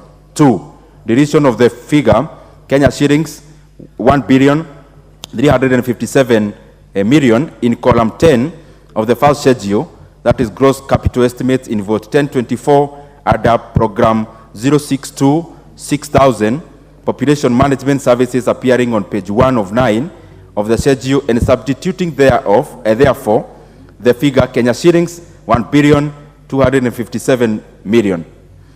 3, deletion of the figure Kenya shillings 7,213,220,000 in column 10 of the first schedule, that is gross capital estimates, in vote 1026 under program 0629,000, general administration and support services, appearing in page 1 of 9 of the schedule, and substituting therefore Kenya shillings figure Kenya shillings 7,714,220,000.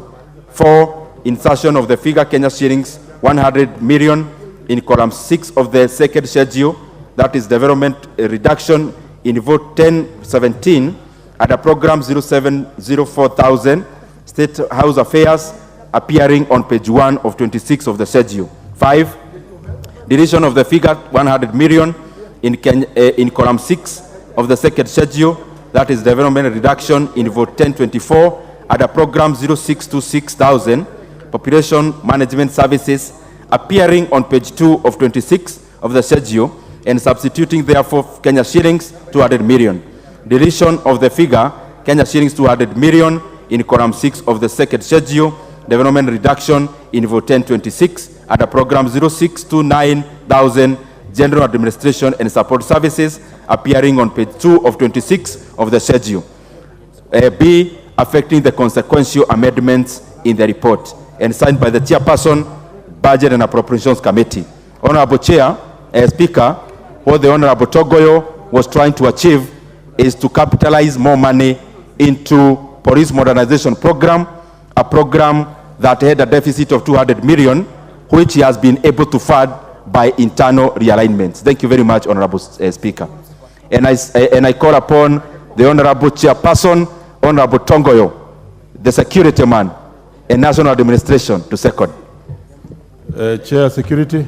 Thank you so much, Chair, Speaker. And please inform the House what it's all about, because Yeah, we I want want to absorb to- it to the mainstream. I want to report. actually clarify in simple terms what the whole amendment is and what he intends to achieve.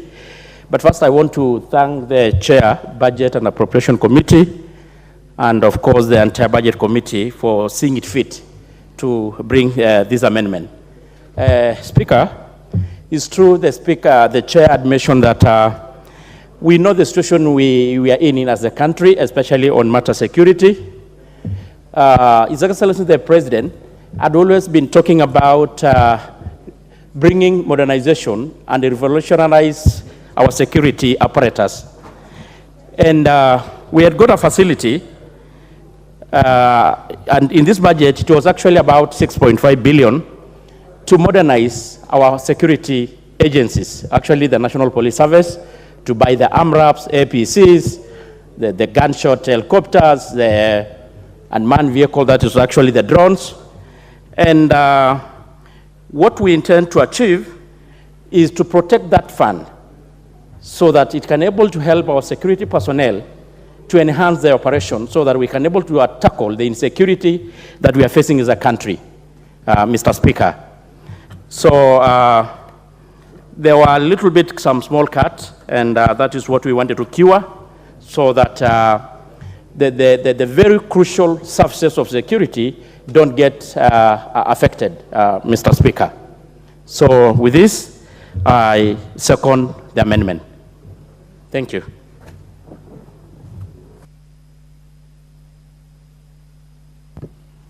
Honorable members,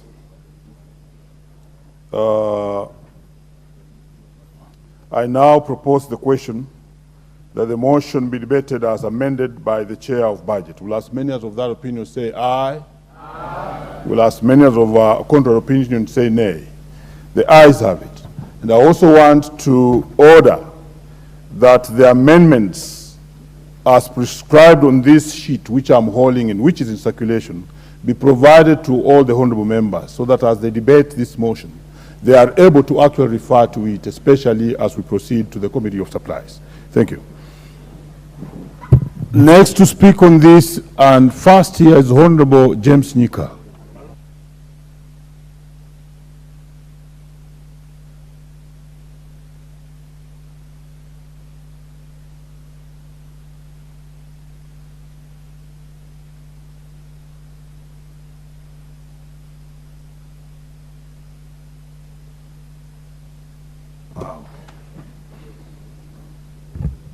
Order.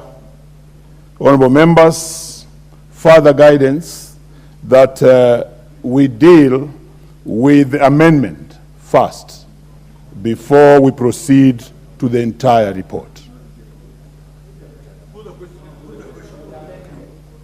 If it's the mood in the House that I put the question, I therefore put the question that the amendment thereof proposed by the Chair of the Budget Committee be part of the report. Will as many as of that opinion say aye? Aye. Will as many as of contrary opinion say nay? The ayes have it.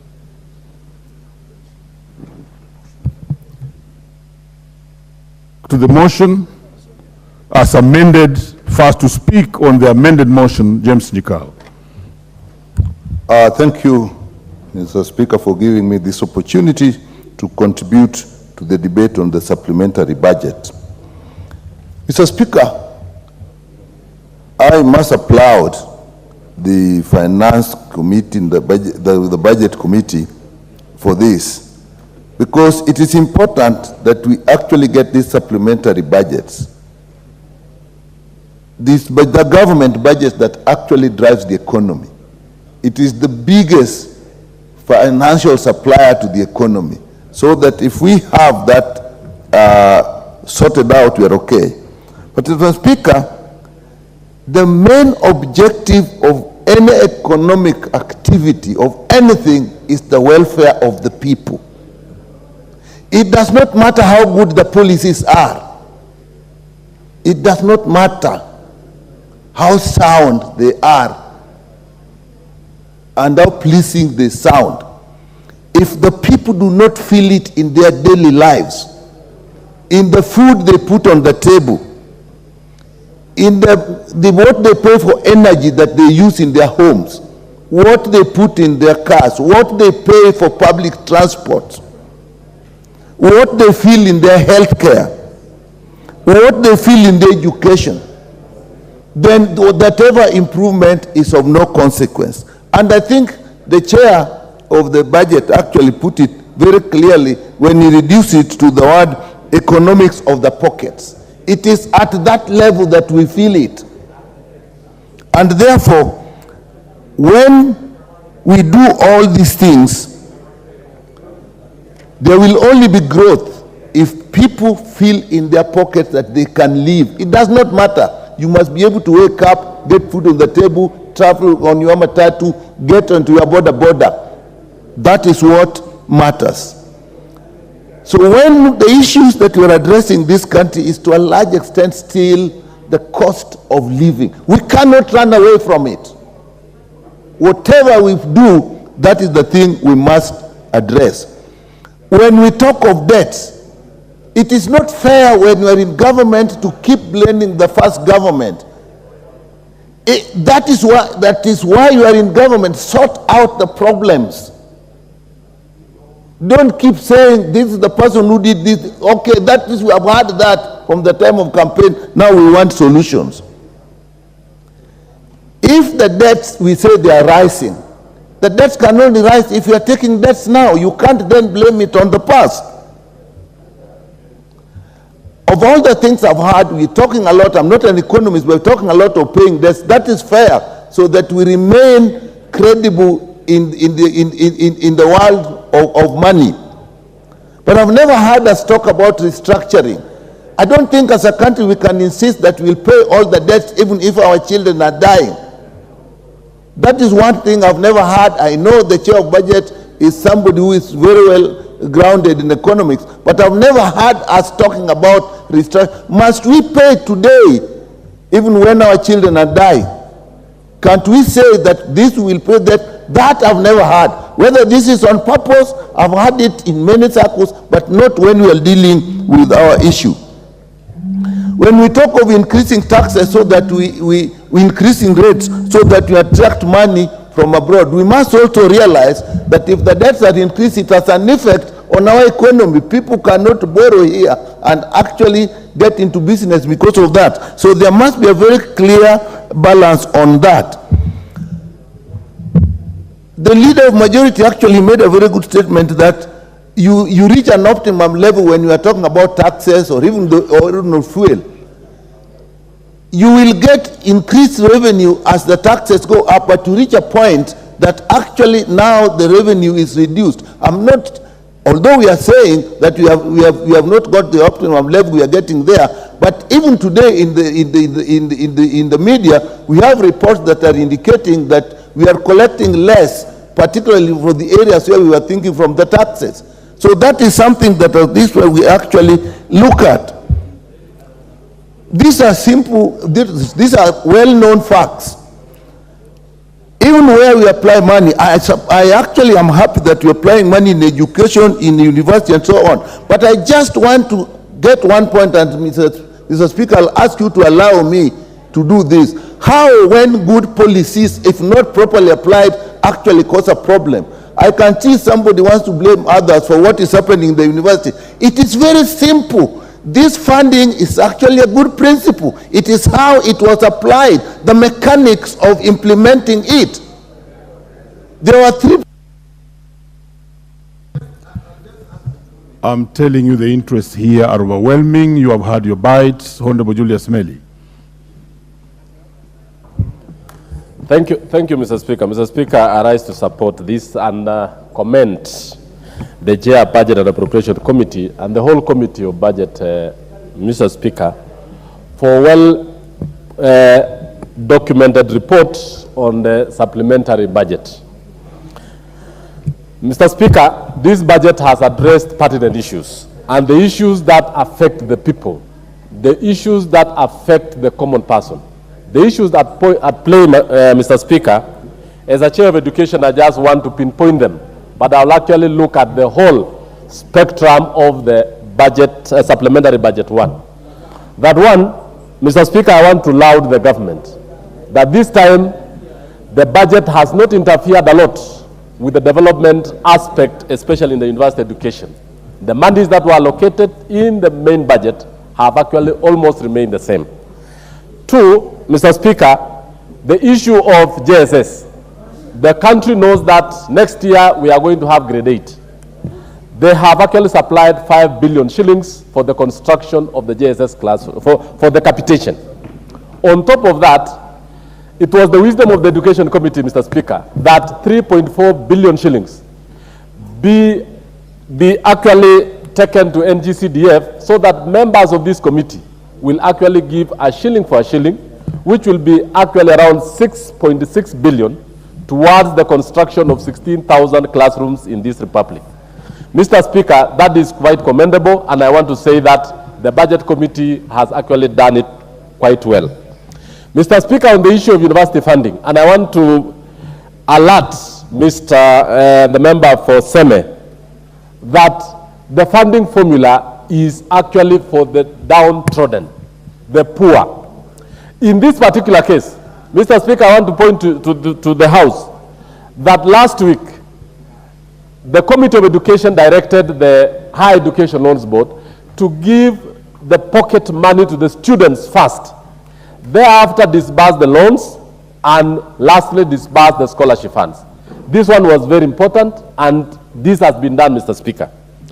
On the issue of the JSS teachers, I want to say that it is very important that the issues that were at play has actually been captured well, Mr. Speaker. I also want to point out that we have the issue of the sugar reforms. I want to laud the government. First of all, in the main budget, most of the loans were actually written off, and actually, Mr. Speaker, the monies that were actually supplied this time were actually have been captured well.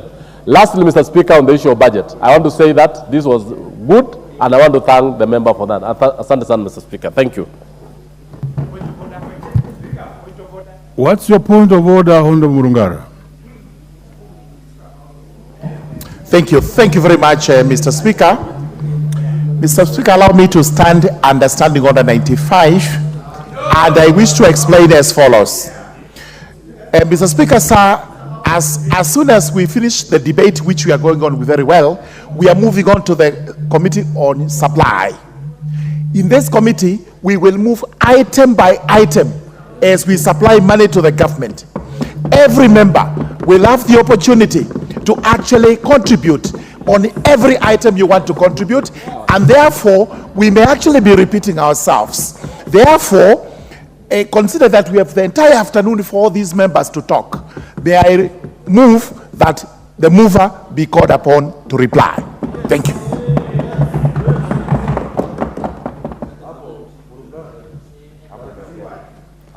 Well, you know, the Speaker is blind. In as much as I've seen overwhelming interest in the debate, order members. But a member has risen from his place on Standing Order number 95 that we call upon the mover to reply. And I want to put the question, will as many as of that opinion say aye? Aye. Will as many as of contrary opinion say nay? The ayes have it. So let me direct as follows, that as we invite the mover to reply, when we go in the afternoon to the Committee of Supplies, let the members be allowed to speak on this supplementary budget.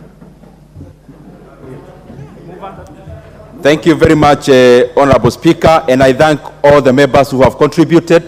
We'll be here in the afternoon, Honorable Speaker, to talk about all these issues actually on specific terms. And we'll also be available here to clarify any issues to these honorable members, our colleagues. And therefore, Honorable Speaker, I beg to reply.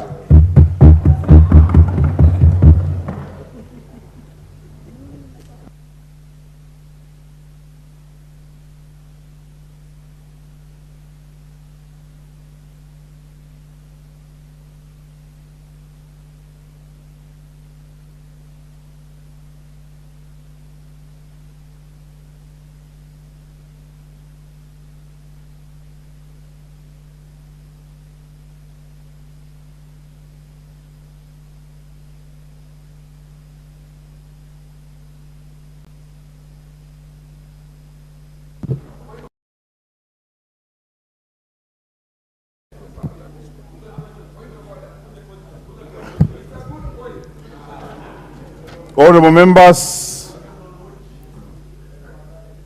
I now put the question that the report on the first supplementary estimates for the year 2023-2024, that this House adopts, I'll take it again.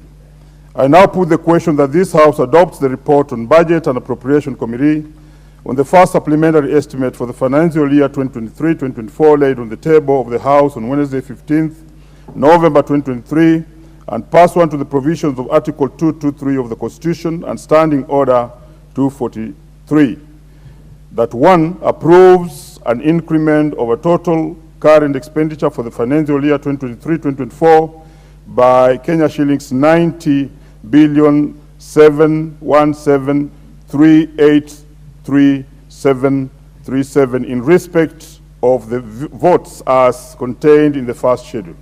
Two, approves a decrease of a total capital expenditure for the financial year 2023-2024 by Kenya shillings 24,515,8,107.22 in respect of the votes as contained in the first schedule.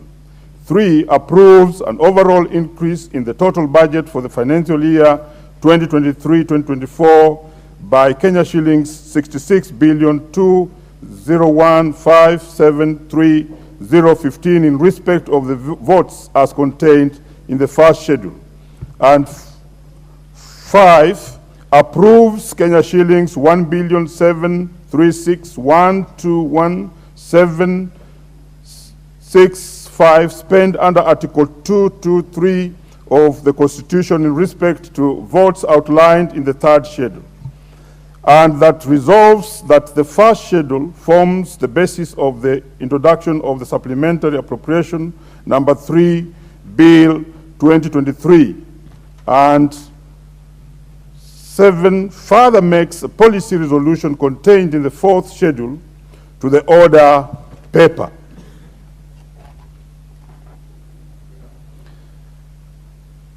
That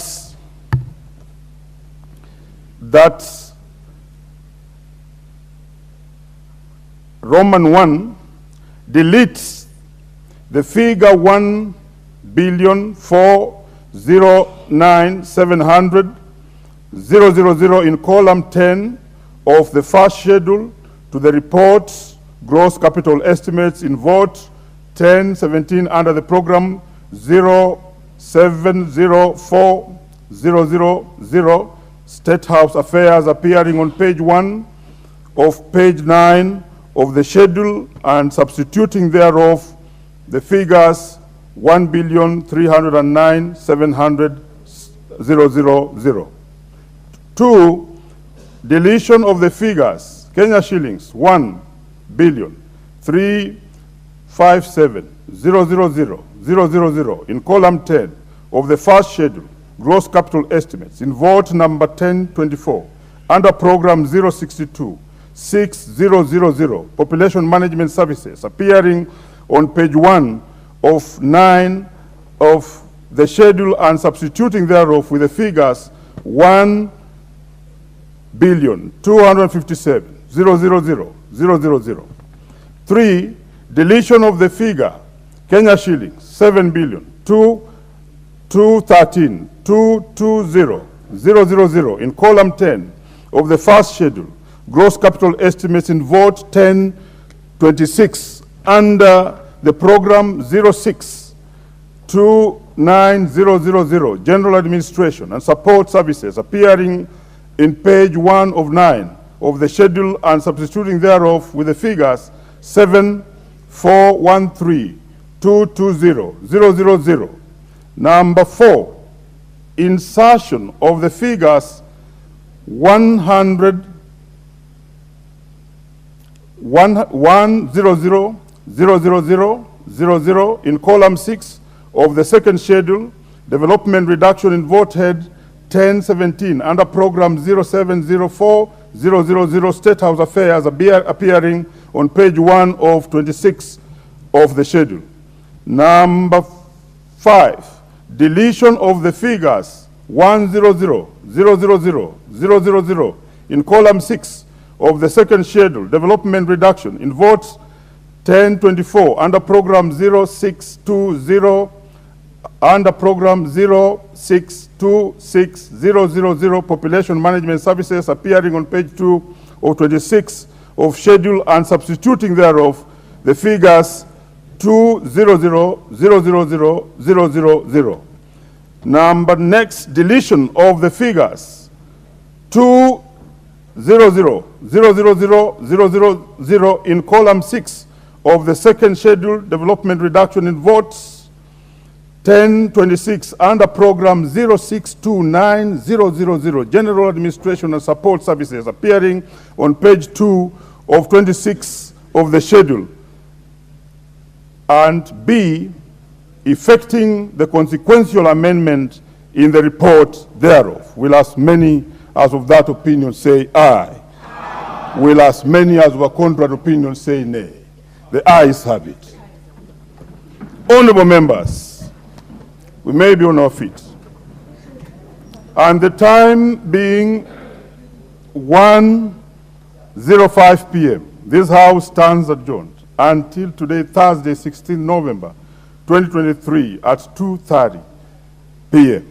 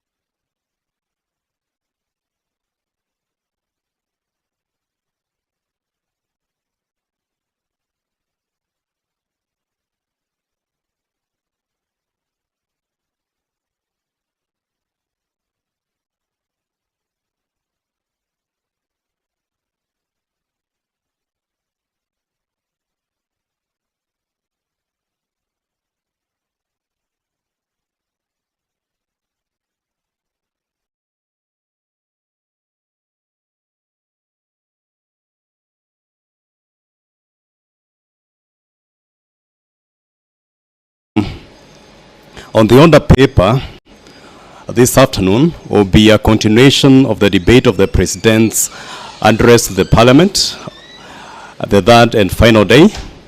And there will be also a motion on the report of the Standing Committee on Devolution and Intergovernmental Relations on the application for conferment of city status to the municipality of Eldoret. There is also the issue of equalization fund appropriation bill that is coming out for division, and there is several bills that are listed for committee of the whole. Key among them is the County Licensing Uniform Procedures Bill, Senate Bills number 9 of 2023, that is sponsored by Senator Mariam Sheikh Omar. The Agricultural Livestock Extension Services Bill, Senate Bills number 12 of 2022, sponsored by Senator Maureen Tabitha Mutinda. The Mang Bill, sponsored by Senator Enoch Wambua, and also the Startup Bill, sponsored by Senator Christo Asige, and the Persons with Disabilities Bill, sponsored by Senator Christo Asige too, and the Kenya Sign Language Bill, sponsored by Senator Professor Margaret Kamar, together with Senator Christo Asige. Several bills are listed for second reading, and these are the Coffee Bill, sponsored by the Chairperson Standing Committee on Agriculture, Livestock and Fisheries, the Food and Feed Safety Control Coordination Bill, sponsored by the Senate Majority Leader, and there is the maternal, newborn, and child health bill sponsored by Senator Beatrice Ogola. And then there is the County Hall Fame Bill sponsored by Senator Miraj Abdullahi Abdurrahman, that is also coming for second reading. You can see senators are streaming into the chamber in readiness for today's sitting. And the senator for Vihiga is already in the house, Senator Ososi, and also Senator Haminda Kibwana, nominated senator.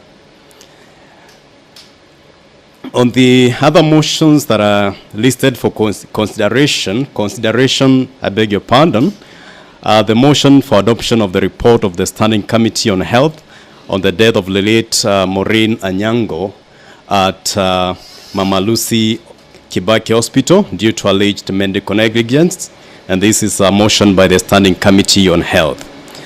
The Senate will also consider a number of bills, and not bills rather, but statements that will be sought by the various senators, including the nominated Senator Haminda Kibwana, will make a statement concerning the launch of time use survey report.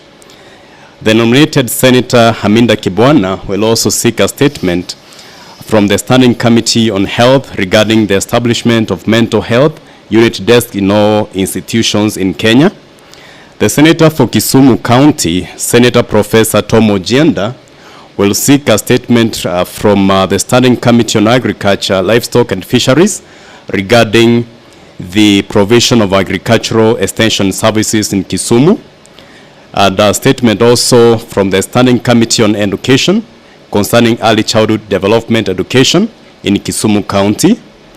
And from the Standing Committee on Finance and Budget concerning pending bills accrued by the county government of Kisumu. And then the Standing Committee on Roads will make a statement on the statements that are pending before the committee, and they are 9 in number, they are 6 in number. A statement by Senator Christo Asige regarding retesting of the drivers of public service vehicles, PSV upon expiry. The Speaker's session is entering the chamber, and any time from now, once he takes his chair, that is Speaker Jeff Emerson Kingi, we shall hand you over to the plenary for the proceedings for today. Welcome and enjoy the plenary. Let us pray. Almighty God, we beseech you to behold with abundant favor and blessings us, your servants, whom you've been pleased to call to leadership positions in this republic.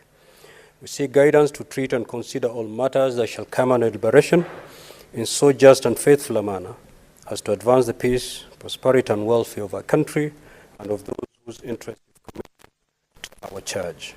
Amen.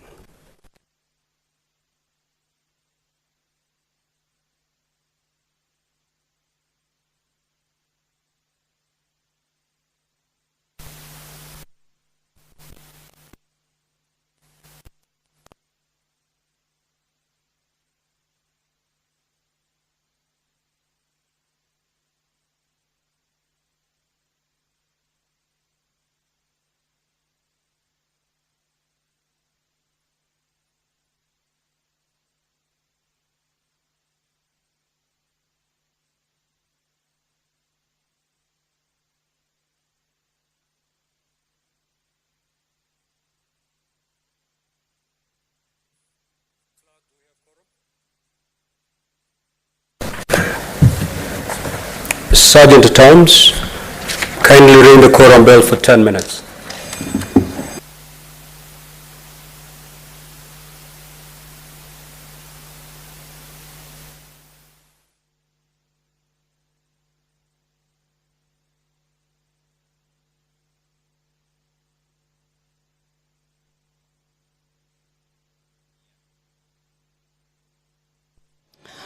The Senate quorum bell is being rung, and this is pursuant to Standing Order 40 of the Senate Standing Orders.